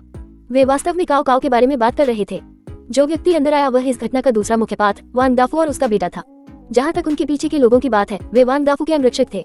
वह छोटा सा बदमाश कहाँ है? उसे कहाँ बंद कर दिया गया है? मैं देखना चाहता हूँ कि उसमें मेरे बेटे के पास आने की हिम्मत कितनी है। वांग दाफू के अंदर आते ही ऐसा लगा जैसे वह अपने ही घर में घुस आया हो। बोलते समय उसने जरा भी विनम्रता नहीं दिखाई। पिताजी, इस बार हमें उस कमीने को अच्छा सबक सिखाना चाहिए। उसने अब तक मेरे हाथों पर मारा है और वे अभी भी दर्द कर रहे हैं। वांग दाफू के बेटे ने कहा। ये पक्का है, उसने वास्तव में मेरे बेटे को मारने की हिम्मत की। मैं निश्चित रूप से उसे मौज मस्ती करने नहीं दूंगा। वांग दाफू ने कहा। उसे परवाह नहीं थी कि वह कहाँ है, वह बस अहंकार से बोल रहा था। वांग दाफू भी अपने बेटे को देखने अस्पताल गया था क्योंकि उसकी अपनी कोई समस्या थी, इसलिए वो समय रहते यहाँ आ पाया। हालांकि उसे बिल्कुल भी चिंता नहीं थी। वह पहले भी इस जगह का स्वागत कर चुका था। गुओयोंग नाम का वह बदबूदार बच्चा कभी यहाँ से नहीं जा सकता था। 1920 हिचकिचाहट 1। वांग दाफू, अपनी आवाज कम करो। क्या तुम जानते हो कि यह कहाँ है? भाई वांग इसे और बर्दाश्त नहीं कर सके और डांटने लगे। उसके बाद उन्हें वांग दाफू की पहचान याद आ गई। यह ऐसी चीज नहीं थी जिसकी तुलना उनके जैसे छोटे कर्मचारी से की जा सके। उन्होंने अपना स्वर नर्म करते हुए कहा, उस बच्चे का परिवार यहाँ है। आपने ऐसा कहा, उन्होंने बहुत कुछ सुना है। दरअसल भाई वांग ने यह बात वांग दाफू को याद दिलाने के लिए कही थी। उनके विचार में हालांकि वांग दाफू अमीर थे, लेकिन वे हुआन फैंग जैसी पृष्ठभूमि वाले किसी व्यक्ति के खिलाफ जा रहे थे। किसी ऐसे व्यक्ति का अंत कभी अच्छा नहीं हो सकता जिसने पहले किसी को मारा हो।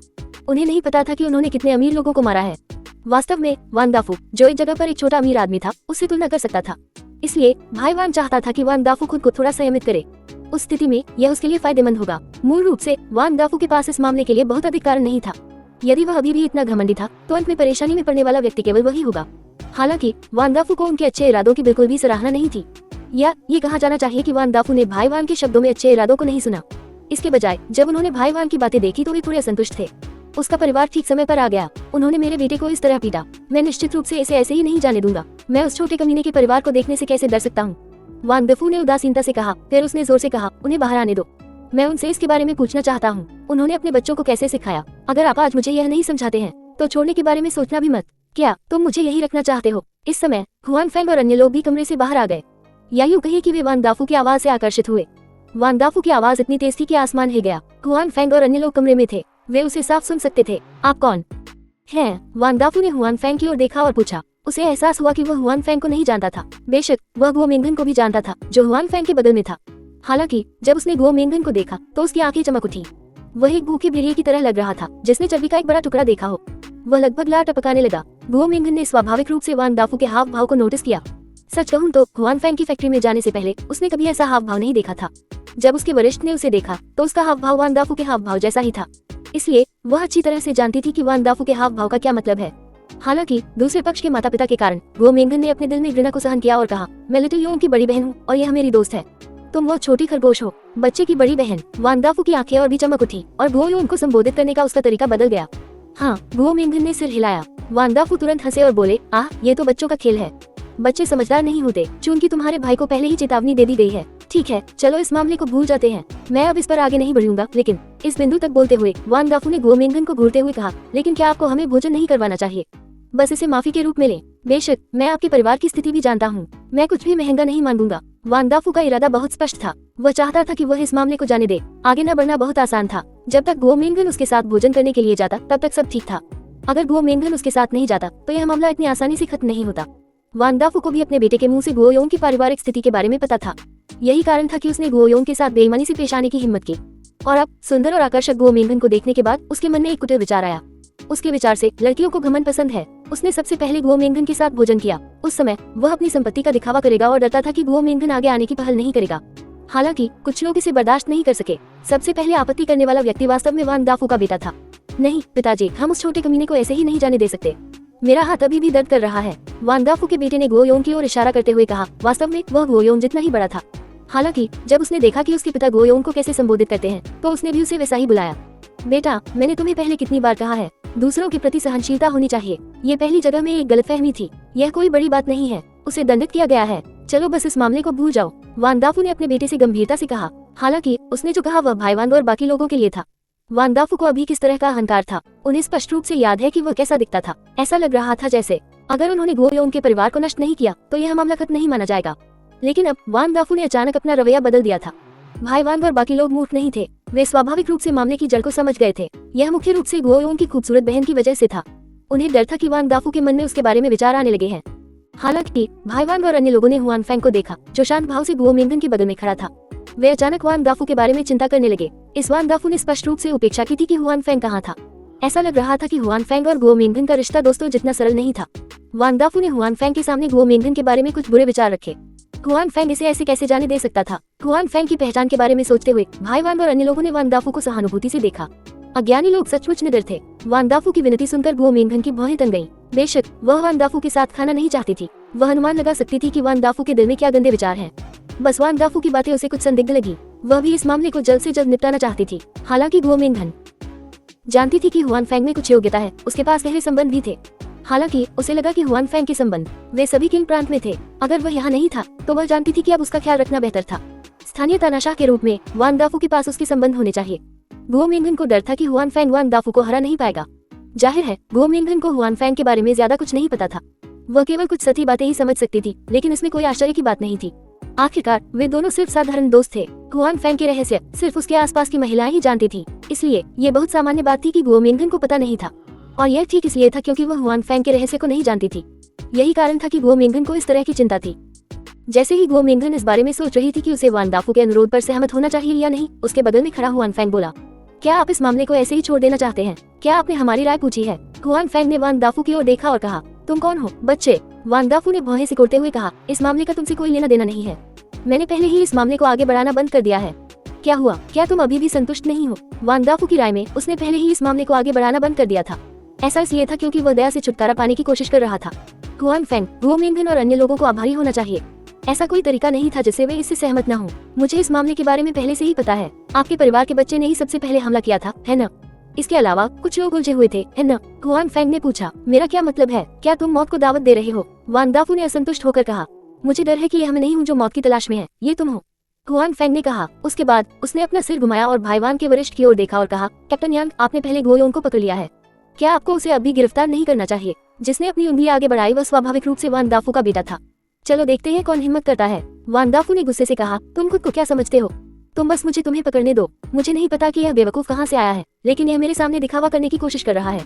वान दाफू के मन में ये लोग निश्चित रूप से उसके बेटे को गिरफ्तार करने की हिम्मत नहीं करेंगे। हुआन फेंग ने ये शब्द केवल इसलिए कहे क्योंकि वह अपना दिमाग खो चुका था। कैप्टन यांग, आप उसे गिरफ्तार क्यों नहीं कर रहे हैं? हुआन फेंग ने वान दाफू पर ध्यान नहीं दिया, इसके बजाय वह सिर्फ कैप्टन यांग को देखता रहा। वान दाफू ने भी कैप्टन यांग की ओर देखा और कहा, कैप्टन यांग, ये कमीना मेरे बेटे को धमका रहा है। मैं चाहता हूँ कि आप उसे अभी गिरफ्तार कर लें। कैप्टन यांग ने हुआन फेंग की ओर देखा और फिर वान दाफू की ओर देखा। वह दुविधा में था। बेशक वह हुआन फेंग को अपमानित करने की हिम्मत नहीं करेगा। आखिरकार उसका दर्जा हुआन फेंग से बहुत कम था। हालांकि उसी समय उसने वान दाफू पर हमला करने की हिम्मत नहीं की। वह स्थानीय क्षेत्र के सबसे प्रसिद्ध टाइकून में से एक था और स्थानीय क्षेत्र में उसके बहुत सारे कनेक्शन थे। यह ऐसी चीज नहीं थी जिसे उसके जैसा छोटा कप्तान छू सकता था। लेकिन इस स्थिति में दोनों पक्ष उसकी ओर देख रहे थे और उसके रुख को स्पष्ट करने का इंतजार कर रहे थे। वह चाहे तो भी छिप नहीं सकता था। भाईवान और अन्य लोगों ने अपने वरिष्ठों की ओर सहानुभूतिपूर्वक देखा। वे अपने वरिष्ठों के दिलों में विरोधाभासों को समझ सकते थे। अगर वे होते तो उन्हें भी नहीं पता होता कि क्या चुनना है। कैप्टन यांग, तुम्हें क्या हो गया है? ये कमीना यहाँ बकवास कर रहा है, तुम्हें परवाह नहीं है? वान दाफू ने देखा कि कैप्टन यांग ने उसकी बात नहीं सुनी, इसलिए उसने हुआन फेंग को पकड़ लिया। वह और भी गुस्से में था। कल रात मैंने तुम्हारे चीफ के साथ खाना खाया। मुझे डर है कि तुम अब कैप्टन नहीं बनना चाहते। सच कहूँ तो चूंकि वह बहुत से स्थानीय उच्च वर्ग के लोगों को जानता था, इसलिए वान दाफू वास्तव में कैप्टन यांग, जो कि एक छोटा कैप्टन था, को अपनी नजरों में नहीं रखता था। अगर कैप्टन यांग इस मामले को नहीं संभालते तो वह कैप्टन यांग जैसे किसी व्यक्ति से बात करने की जहमत नहीं उठाता। यही कारण था कि वान दाफू ने कैप्टन यांग को सीधे तौर पर धमकी देने की हिम्मत की, क्योंकि उसने कैप्टन यांग को कभी अपनी नजरों में नहीं रखा था। भले ही वह कैप्टन यांग को उसके सामने ही धमकी दे, वान दाफू को इसकी परवाह नहीं थी। सबके सामने धमकी दिए जाने पर कैप्टन यांग का चेहरा बदसूरत हो गया और उसकी सांसें तेज हो गई। हालांकि वह अपने दिल में जानता था कि वह जो कह रहा है उसे करने की क्षमता जरूर रखता है। अगर दूसरा पक्ष वास्तव में उसे कैप्टन नहीं बनाना चाहता तो वह वास्तव में अपना पद खो सकता है। हालांकि वह अभी भी हुआन फेंग के खिलाफ कोई कदम उठाने में हिचकिचा रहा था।